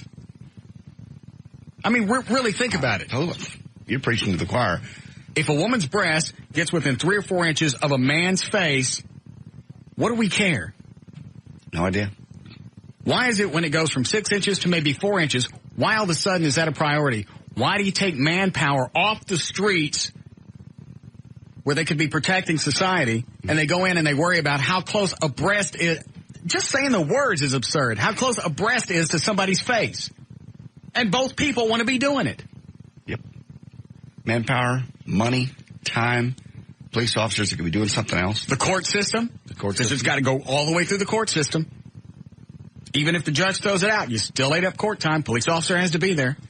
I get frustrated, and I like to show cops, but when they do those big sting operations to get the bad guys off the street, the 55-year-old plumber who went down to get some physical attention from some girl, and ends up in jail, I just see no point in that. And they're high-fiving each other like they just brought in the FBI's most wanted. Right. You pulled a 55-year-old plumber out of his truck. Wow. Top Democrats and gay rights. I got to make this quick. It's after 7. Top Democrats and gay right advocates blasted comments by Senator Rick Santorum. Thank you. In which he appeared to compare homosexuality, incest, bigamy, and adultery, as they called on the Pennsylvania Republican to repudiate? Take back? Take back the remarks. Let's see what the actual... Here's this quote. If the Supreme Court says that you have the right to consensual gay sex within your home, then you have the right to bigamy, you have the right to polygamy, you have the right to incest, and you have the right to adultery. You have the right to anything. What's his name? Rick Santorum. Santorum said in the AP interview, which was published on Monday. This man's an idiot. Yes. I don't care what they stick in their tuchus. One of them can climb into the other one's tuchus, all the way up to his feet. I don't care. If Homo A wants Homo B to take up ass climbing, that's fine with me. Climb until you run out of queer. That's your business. You do what you want. Yes. I agree.